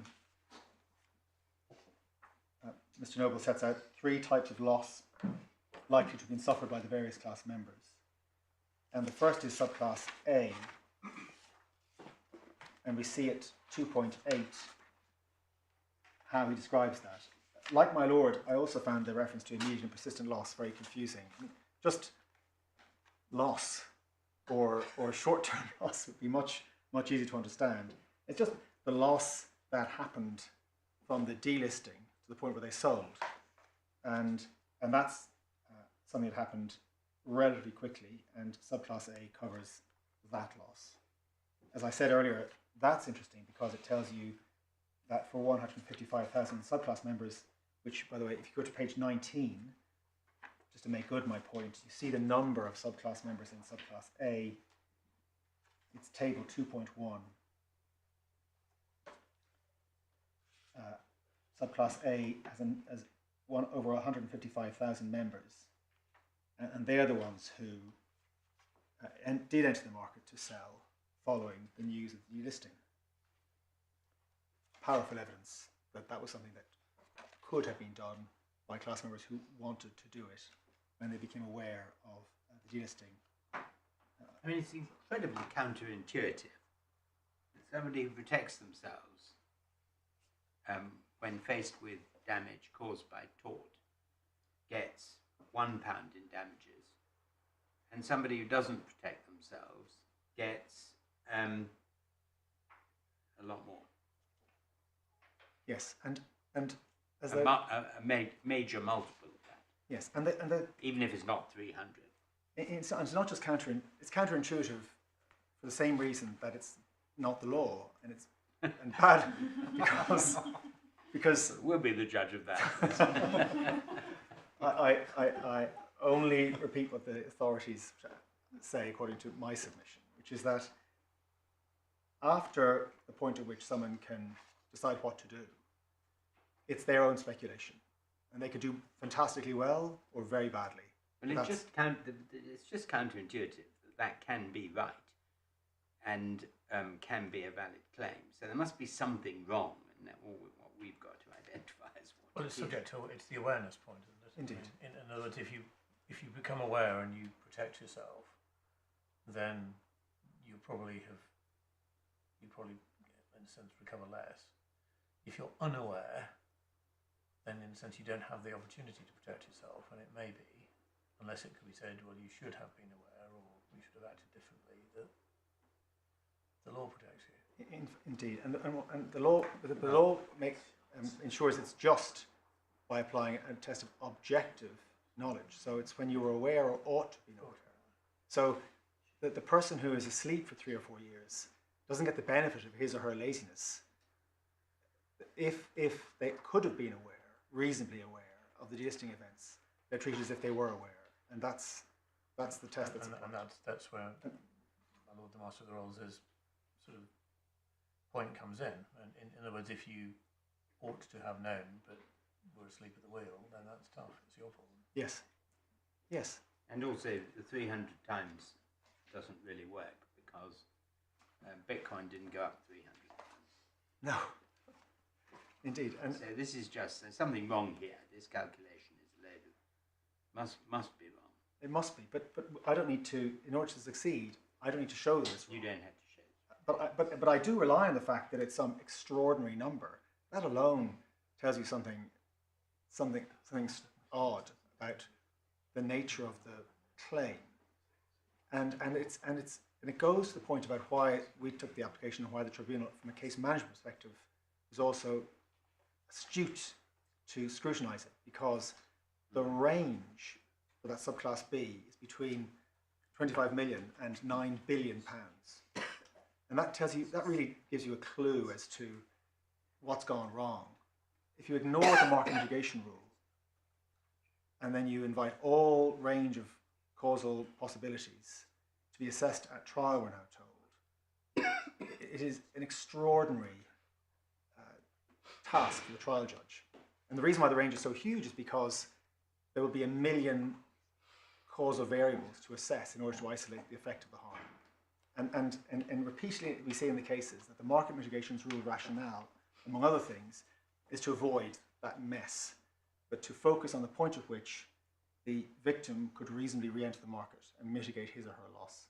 And that's the point at which loss is crystallised, which may lead to an injustice in the sense that the person who is unaware gets the benefit of their lack of awareness. But that is the law, and it's designed to give certainty and to avoid those very complex causation issues which would otherwise arise. I mean, the use of the expression persistent is what's probably objectionable in the sense that the effect, there may be immediate loss. If the delisting or the threat of delisting caused an immediate crisis of confidence in BSV and as a consequence its traded value plummeted, that would be immediate loss. Yes. But it wouldn't be persistent loss if you did what it might be said you reasonably ought to have done, and which people in Class A did. Yes. Which is to say, right, well, better get out of this thing before it goes any further. They sell. Yes. They can recover that immediate loss. But it's not persistent for them because they've crystallised it, and then they go back into the market to buy something different. Yes. If that's what they want to do. So what's really objectionable about this sort of expression is probably the use of the expression persistent, at least in relation to Class A.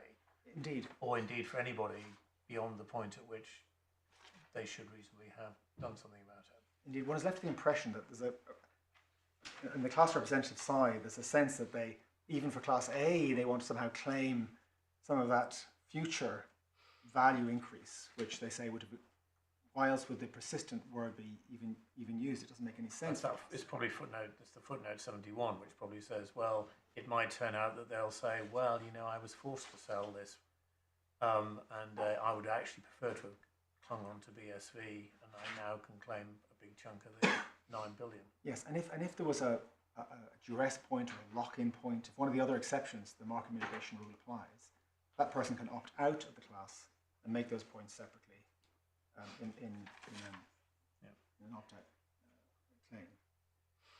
So again, looking at Mr. Noble's report, and so subclass A we've looked at, and you'll see the number of subclass A members, obviously, twice subclass B. And then we go on to page 23, please.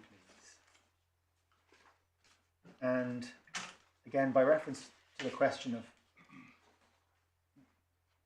was BSV liquid, could one sell BSV, exit BSV in that period that we're looking at, paragraph 3.16, the market capitalization, the current market capitalization of BSV, $1.1 billion, 53rd largest cryptocurrency. And then this, at its peak in early 2020, so its peak was actually almost a year after the delisting events, BSV reached a market capitalization of $7 billion. At some point today, when our friend said, well, your asset is damaged and worthless, he may not have been referring to BSV in that context, but it certainly wasn't worthless either at or after the delisting events. And then this final sentence, 316, the average daily volume traded in BSV is around $82 million.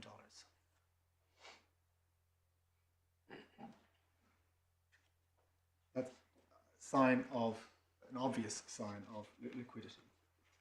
And another sign of liquidity and the fact that BSV could be sold even at the relevant time is a paragraph on page 35.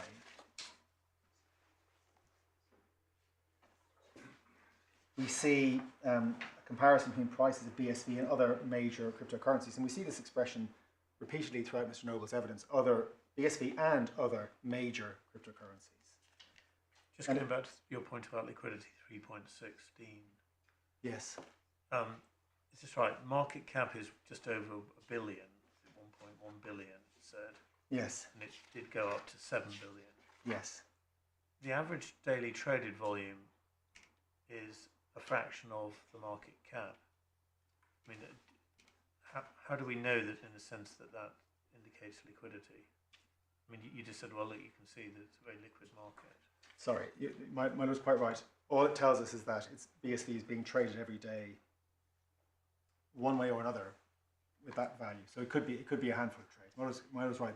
On the face, it doesn't tell us what kinds of trades are taking place or the size of them. However, when we come to Noble 2 and we see the sizes, the average size of the BSV holders' holdings, one can infer very large numbers of individuals trading BSV on a daily basis, because in general they hold very small value amounts of BSV. How much, roughly? 75% hold less than £1,000 worth.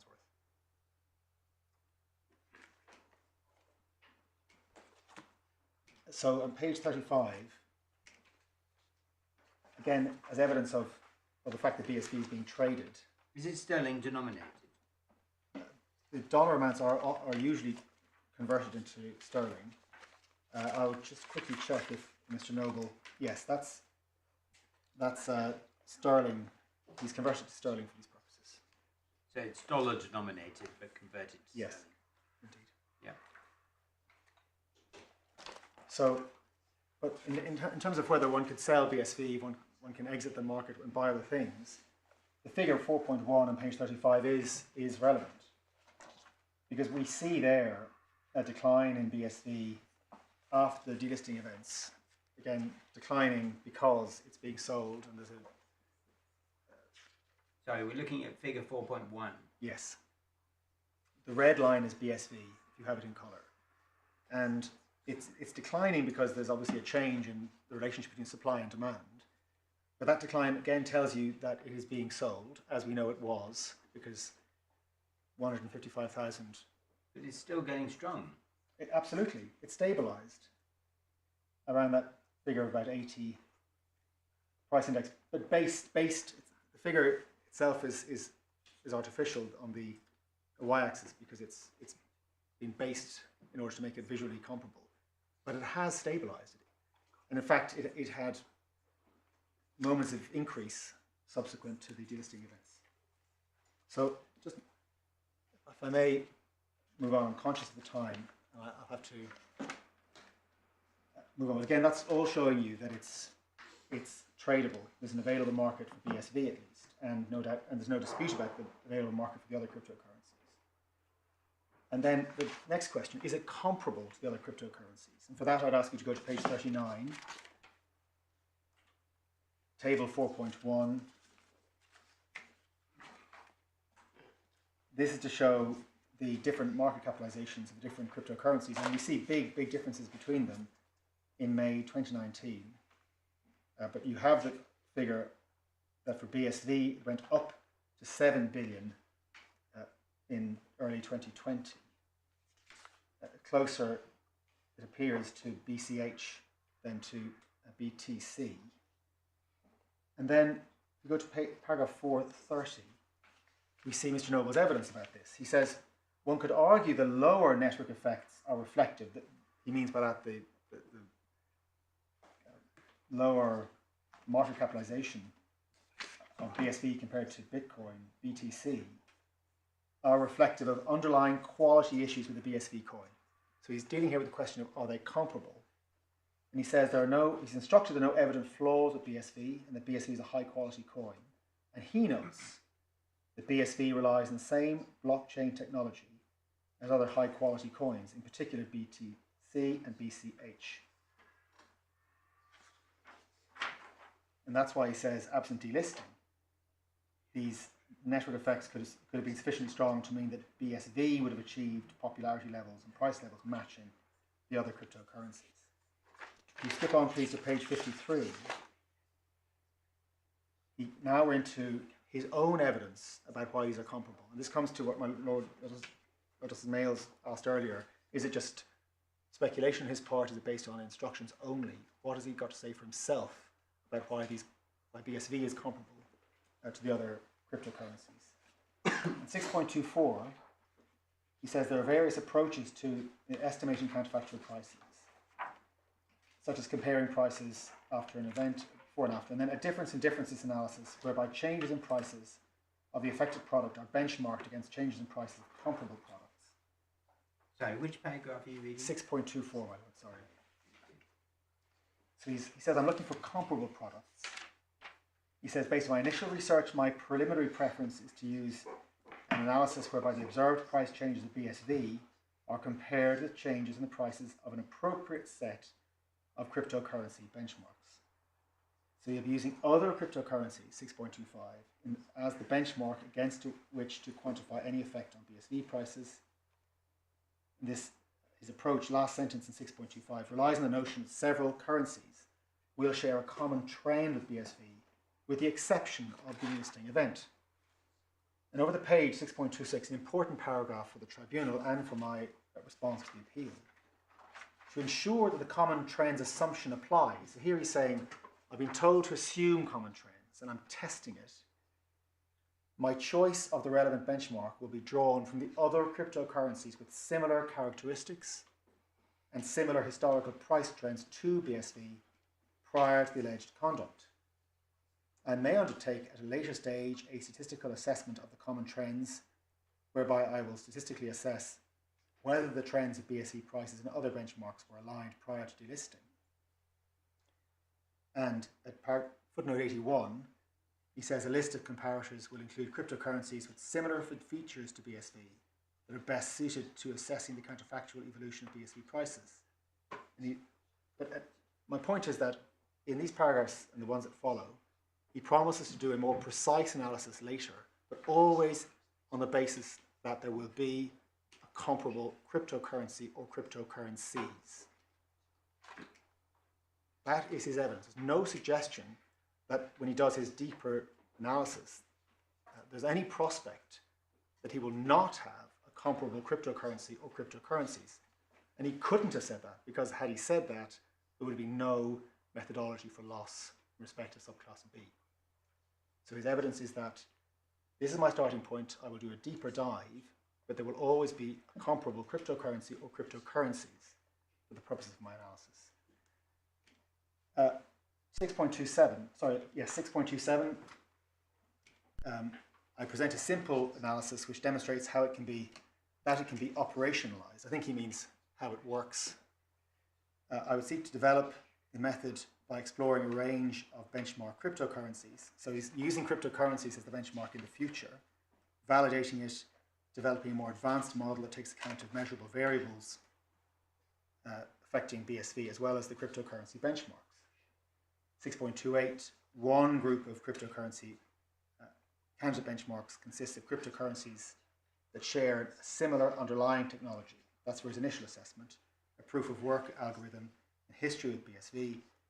In particular, he considers the cryptocurrencies that are related to BSV via a hard fork are a natural comparator. This is his own evidence, not based on instructions, such as BTC or BCH. So he'll make it more precise, but he'll continue to use cryptocurrencies as his benchmark. And if you go over the page, my lords, to page 56, you see how he proposes to develop his analysis. 6.39, please. Now he's saying what he will do, his methodology for trial. The choice of precise benchmark or group of benchmarks will be informed by considering factors such as the extent to which the price of BSV performs in a similar manner to that of other cryptocurrencies. He describes the statistical tests he will employ for that purpose. Over the page, he's going to look at the technical features of BSV, the extent to which these technical features make a difference to the growth of popularity he's projecting. And then the last bullet point, just above 640, he will look at the extent to which a single cryptocurrency stands as the most suitable benchmark, or whether multiple cryptocurrencies offer broadly similar levels of suitability as benchmarks relative to one another. In 640, for his initial assessment, he's focusing only on BTC and BCH, but he's going to look more closely at cryptocurrencies with specialist technical advice in the future. But then he says this: it should be noted that BTC, this is I think the point made to me by Lord Justice Snowden, can be considered a proxy, that's Bitcoin, for a portfolio of top-tier currencies. Previous studies highlighted a significant correlation between Bitcoin and other top 10 cryptocurrencies. And then over the page, 6.42, the scenarios, so he describes his most optimistic scenario, which is Bitcoin, his low scenario, which is BCH. And then at 6.42, he says these scenarios are for illustrative purposes, highlighting two potential development paths. He's going to revisit them. This could lead to including additional comparators. The approaches here use the price of other cryptocurrencies as the benchmark. And he's going to look at other cryptocurrencies that are similar to the number of BSV coins. And 6.43 again makes clear that he will do a deeper dive, but always with the result that there will be a comparable cryptocurrency or group of cryptocurrencies. And this was the evidence in support of the claim, and it was prompted by this that we made the strikeout application. Now you saw in the appellant's skeleton argument that we didn't make clear in our application that we were focusing on the availability of a substitute and an available market. That is quite wrong. Mr. Chakrabarty's witness statement, may I show it to you? Supplemental bundle tab 4, page 150.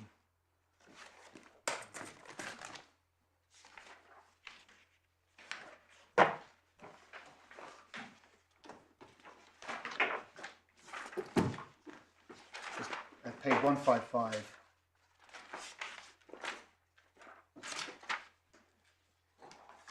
Page 155, just the heading.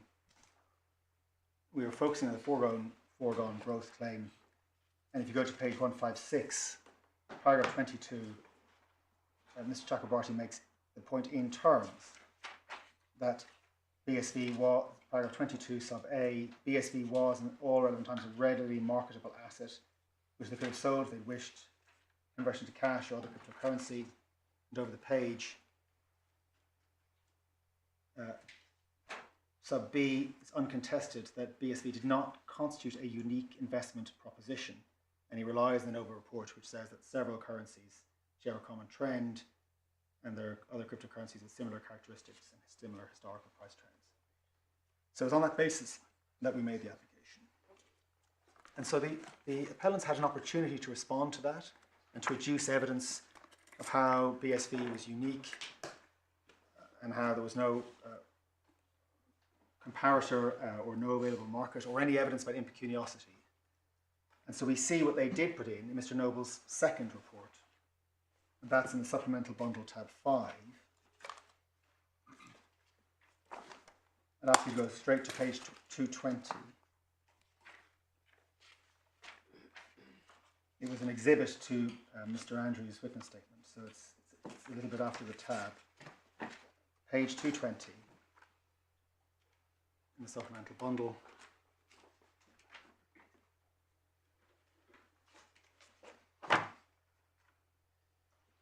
Paragraph 226, sorry, page 226. Mr. Noble makes this point about the fallacy of composition, which the court has seen addressed in the tribunal's judgment. I'll deal with it very briefly. The point was made, well, if everyone sold at the same time, the price would have collapsed. And the short answer is, fine. That just means the loss is greater. And if that can be attributed to the wrongdoing, well, that will increase the damage that the defendants have to pay. And so, in the time available, I'm going to rely on what the tribunal said in the judgment about the fallacy of composition. I'll focus on the question of comparability, which has been the main focus of our friend submissions. At 229, bearing in mind that the whole application focused on whether these cryptocurrencies were comparable to BSV and question of an available market, Mr. Noble addressed the motives of investors in cryptocurrencies. And you see at 3.4 on page 229, he says investment, he distinguishes between buying shares and debt instruments with cryptocurrencies. He skips, if I may, over the page, go to 3.7. He makes the point the only potential return an investor in a cryptocurrency could earn comes from capital gain, not from any stream of payments. Over the page, this implies that the primary reason an individual would purchase a cryptocurrency would be as a speculative investment. And all through this report, Mr. Noble speaks of cryptocurrencies collectively. Again, all supporting the point that we have that cryptocurrencies may be distinguishable from other investments, but BSV cannot be distinguished as a comparator from these other cryptocurrencies. And we rely on Mr. Noble's evidence for that purpose. But he goes on to say in 3.8,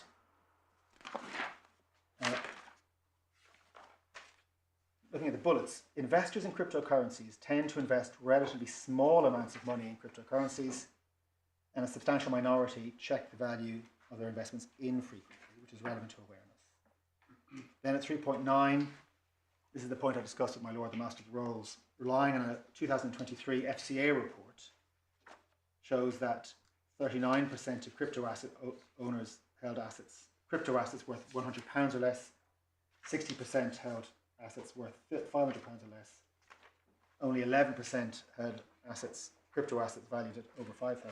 And we see on figure 3.1 over the page, the distribution. It was from that I estimated that about 75% of crypto asset holders have holdings of less than at or below £1,000. And then he compares it over the page 3.11 with the annual ISA allowance of £20,000. The average amount of money in a UK savings account is about £17,000. The average amount held in ISAs is about £30,000. All to show that on average these cryptocurrency investments are small and speculative. Then 3.12, the lower the value, the less frequently they're checked. And before I go on, then page 235, paragraph 3.19. Why do investors hold cryptocurrencies? The FCA and HMRC asked holders of cryptocurrencies why they held them. In the FCA survey, the most popular answer was as a gamble that could make or lose money. Within the HMRC survey, the most popular answer was that it was a fun investment. And I'm just pausing there. This is relevant to the findings about impecuniosity. The amounts invested on average are low. The nature of the investment is that it's highly speculative. And there was no positive evidence from the class member in response to the application dealing with whether the class as a whole or even in part was so impecunious as to be unable to re-enter the market and mitigate their loss. And again, he's speaking of cryptocurrencies generally. Over the page, so now moving on to 3.29, on page 238. Inferences from the data. The overall picture is that they invest small amounts. It's a high risk, high reward nature, and they may be willing to sustain but avoid realizing losses for a period of time. And then his evidence appears to be, Mr. Noble, that even if BSV holders could sell their holdings in April 2019 and buy a different cryptocurrency easily, they might prefer not to do so. But that is the best possible example of speculation on their own account, which the cases tell us cannot be laid at the door of the defendants. Page 242, the alternative investment options for proposed class members after the delisting. He says that non-cryptocurrency investments are not very attractive because they don't offer the same volatility, returns, or even enjoyment that investors get from cryptocurrency. And then at the bottom of 5.1, he says alternative cryptocurrencies may have been perceived as especially risky from the perspective of BSE investors. And that last sentence doesn't really make any sense when one reads it with the rest of the section. Which paragraph?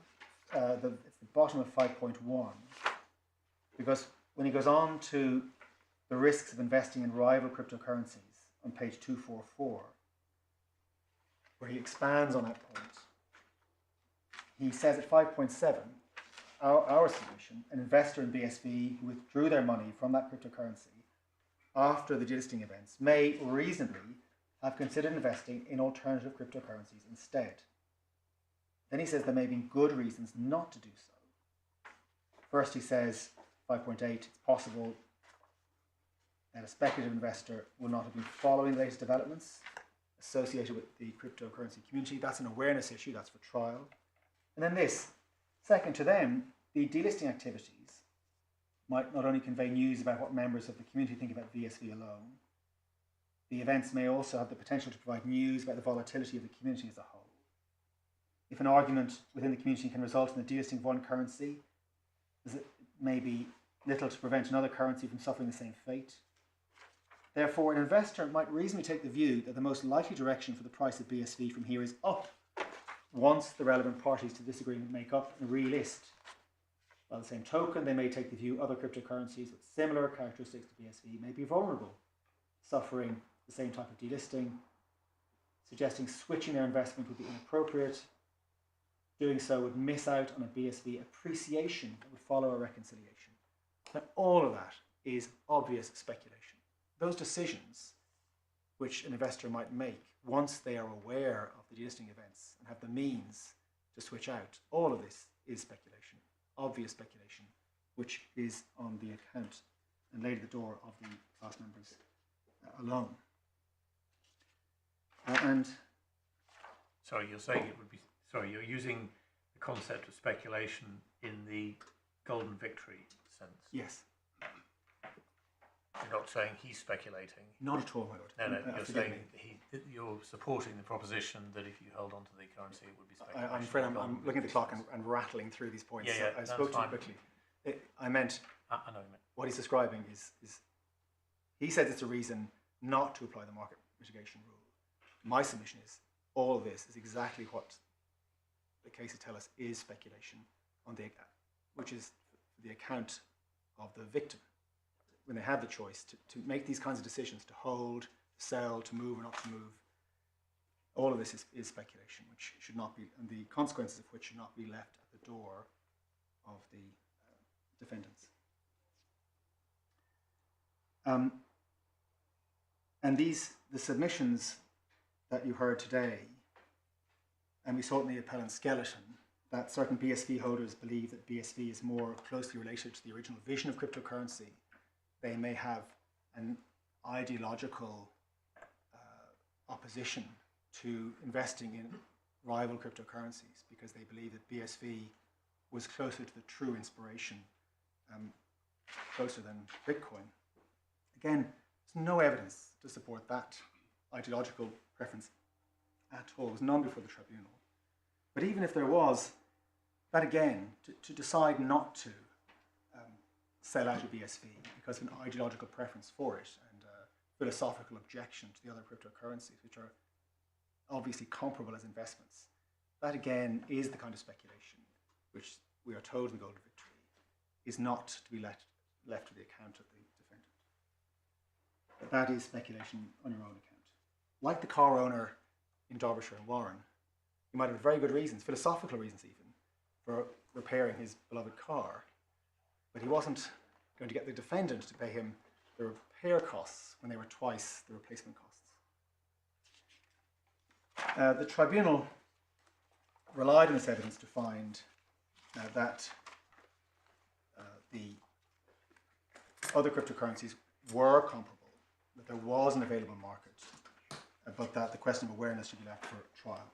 And the court has my point that there was no evidence about impecuniosity.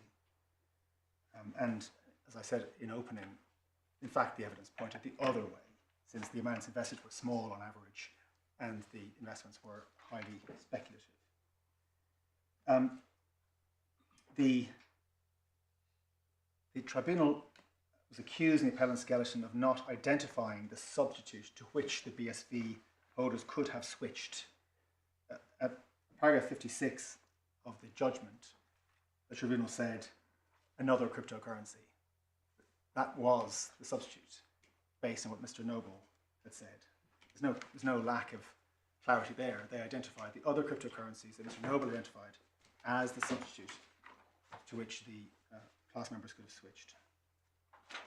And as regards the reasonableness of divestment, the tribunal's findings are from paragraphs 57 to 59.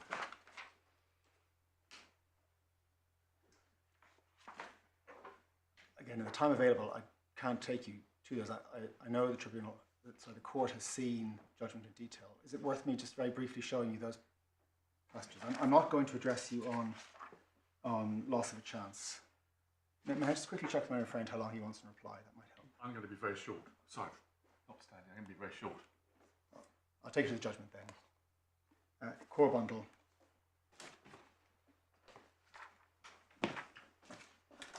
Tab 4.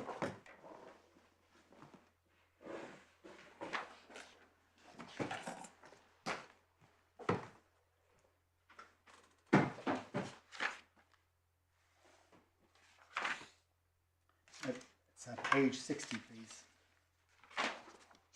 Which paragraph? Paragraph 46. 46. 46, yes, please.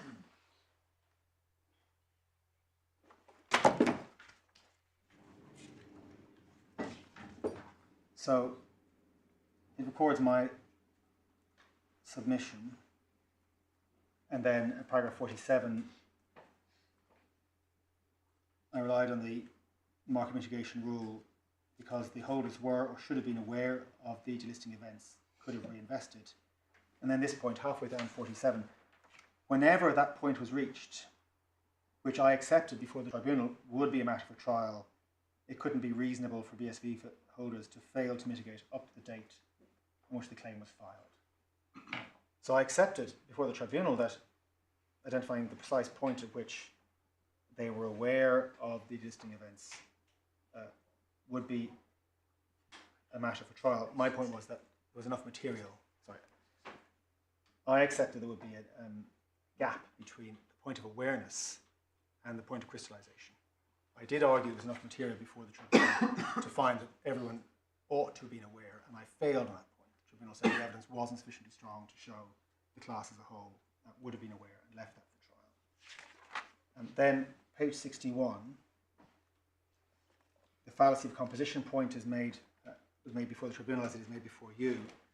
It's addressed in paragraph 52 over the page 62. And skipping down 53, first of all, the fallacy of composition argument was rejected because the rule does not assume, the market mitigation rule does not assume any particular subsisting value of the asset. The function of the rule is to crystallise the claimant's loss on the basis of the cost of a notional, reasonably substitutable transaction, which they could have entered into. And then 54, if the entirety of subclass B had divested their BSV holdings, the price of BSV would have been lower than it was in fact.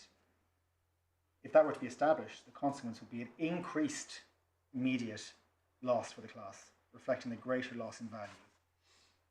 And that's something which, again, that can be argued at trial as an immediate loss if they can prove that it flowed from the delisting events. At 55, the tribunal noted there was no suggestion that despite the fact that evidence was adduced in response to the application, that any of the BSV holders lacked the funds to reinvest or might have lacked the funds if the value of BSV had fallen further than it did. And they rely on the fact that Mr. Noble said small amounts had been invested. And 56, the court has already read that paragraph of the judgment. And then as to the reasonableness of investment, the court has my points. Over the page 64,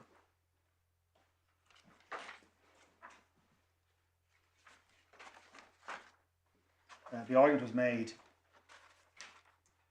that paragraph 60,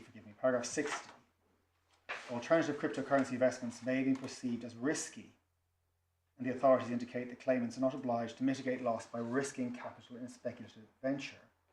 And as before the tribunal, so before you, the Bittylicious and Prop judges relied upon, that was distinguished by the tribunal in paragraph 1661. Critically, halfway down 61, the tribunal held, to my submission correctly, that it's not authority for the proposition that the rule should not operate where the relevant substitute investment is a speculative one. On the contrary, the rationale of the rule is precisely to crystallise the claimant's loss by reference to a substitutable transaction in markets where the eventual outcome may be inherently speculative, and where the defendant should not therefore be liable for the adverse effect of market changes after the point at which that substitutable transaction should reasonably have been made. And here, as a matter of fact, the investments were all in cryptocurrencies and were therefore, according to Mr. Noble, inherently speculative. You can't preannate then the fact that cryptocurrencies are speculative to argue that the market mitigation rule should not apply. As to the fact that Mr. Noble's evidence is provisional, that point is made to the tribunal, and we see how the tribunal dealt with it paragraph 65. The key thing there was that there was no suggestion at all in the reply evidence that any different picture might emerge at trial as to the availability of alternative cryptocurrencies in general in which investments could have been made. I think we're going to have to be a bit quick on this, Mr. Kennedy, because Mr. Wardell has got to have some time to reply. So, very quickly on the fact that cryptocurrencies are different. A submission was made that the market mitigation rule should not apply to them because somehow cryptocurrency should be treated in a different category. He relied on the case AA and persons unknown. May I take you quickly to that? It's in the First Authorities Bundle, tab 23.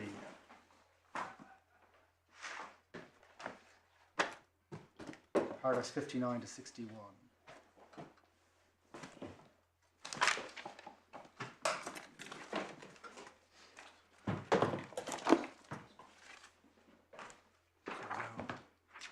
Page 516, please.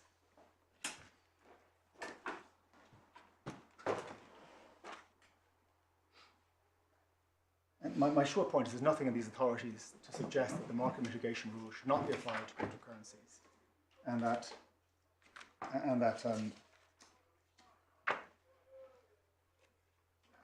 the tribunal in this particular case made any error of principle. Between paragraphs 59 and 61, the court, Mr. Justice Bryan, deals with whether a proprietary injunction can be granted in respect of cryptocurrencies. And the question was, are they a form of property? And in these paragraphs, he found that they were, and he granted the injunction. That's consistent, by the way, with what the appellant said to the tribunal at first instance. No point was taken there that these were such an uncertain form of property right that these ordinary rules of damages law could not be applied to them. Similarly, the case of Southgate and Graham, I won't go to it in view of the time. It's in the authorities bundle, tab 34, page 1299. There's a suggestion there that the market mitigation rule should not be applied, but the facts of that case were very different because there was an impecuniosity point. And when the court comes to look at that authority, you will see between paragraphs 54 and 56 the key difference in that case. Until the particular tokens had been returned to the victim or damages awarded. All these are saying is that cryptocurrency is a form of species of property which will be recognised by English law. English law might just have to mould and adapt a bit, but we can do it. It can be done. I mean, it's not saying you just automatically just buy it. I mean, that's my point. And in fact, again, not going to the authority, just the reference. Phantom Foundation, second volume of authorities, tab 35, page 1311. This is the case from the Singapore courts. but it might be said against you that the moulding of the law to cryptocurrency in certain respects ought to be done when you've got a full understanding of the facts and the like in front of you. Now, I'm sure there are particular legal issues that arise in relation to cryptocurrency where that is true. But in the context of this case, and the particular damages case as pleaded in the evidence adduced for it, the application of the market mitigation rule and the findings of fact which the tribunal made were absolutely orthodox. The factual findings were available to the tribunal to make based on the evidence from Mr. Noble. There was no question of procedural unfairness since he had the opportunity to put in responsive evidence. And the law on this is as clear as could be.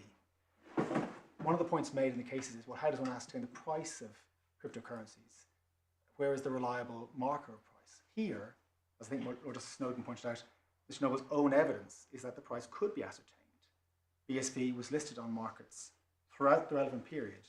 It was only delisted from some exchanges. It remained listed on about half of the exchanges, which continued to, because there were more than the defendants. So BSV was a listed asset and continues to be a listed asset at all relevant times. There's no difficulty in ascertaining its price. Mr. Noble said so. So I'm sure there are complexities that arise in relation to cryptocurrencies, but this case in reality is a very simple one. And the application of the market mitigation rule here is an entirely orthodox one. The alternative, which is to leave it for trial, is a recipe for chaos. And the evidence from Mr. Chakrabarty about that is very clear, and I've already given a sense of it to the court, which is why in our submission, and I will close on this point, the tribunal really did the just and principled thing in making the order it did, or making the decision it did, in order to get these proceedings onto a sensible basis. And I thank my learned friend in the court for indulging me. I've gone slightly over my time. I'm going to be very brief. Unless I give any further assistance. Yeah, thank you very much. The market mitigation rule is only a prima facie rule. It assumes that if there's a substitute market, reasonableness requires the innocent party to go out and acquire that substitute. The yardstick is reasonableness. That is a question of fact. That is a question of fact that can only properly be assessed on the basis of relevant evidence. My learned friend case relies on Mr. Noble's reports, but Mr. Noble wasn't dealing with the question of substitutability. He was dealing with quantum and taking provisional comparators to assess the boundaries of the potential damages claim. There was no evidence before the tribunal as to what crypto could properly be regarded as a substitute, and we still don't know. And my learned friend hasn't said so. All he says is the court can be sure that in due course there will be a comparator, but we don't know what the substitute was. So, and the question, one of the questions that will have to be decided in due course, whether reasonableness required holders of the BSV to spend further monies to purchase additional speculative assets. Now, the Aylwin decision does not say, as my learned friend said, that in every case one has to spend further money. It's just on the facts of that case, as you'll see if you go back to Lady Justice Arden's analysis at paragraph 38 on page 134 of the authorities bundle. Just on the facts of that case, the innocent party had substantial funds to reinvest in alternative properties. Note, however, from page 43, paragraph 135, the appellant sought to introduce new evidence that the property had specific development potential. Now, that evidence wasn't admitted because it failed the Ladden-Marshall test, but if one reads that paragraph 43, it's pretty clear that if that evidence was admitted and was accepted, then the court was proceeding on the basis that the market rule might not have applied, as there wouldn't have been a ready substitute. So fundamentally, our case is this is premature, and it's virtually all it about. It may well be that in due course the tribunal finds that the rule applies, and of course there was a ready substitute, but we don't know because Mr. Noble hasn't addressed it. Unless I can help you any further. Thank you very much.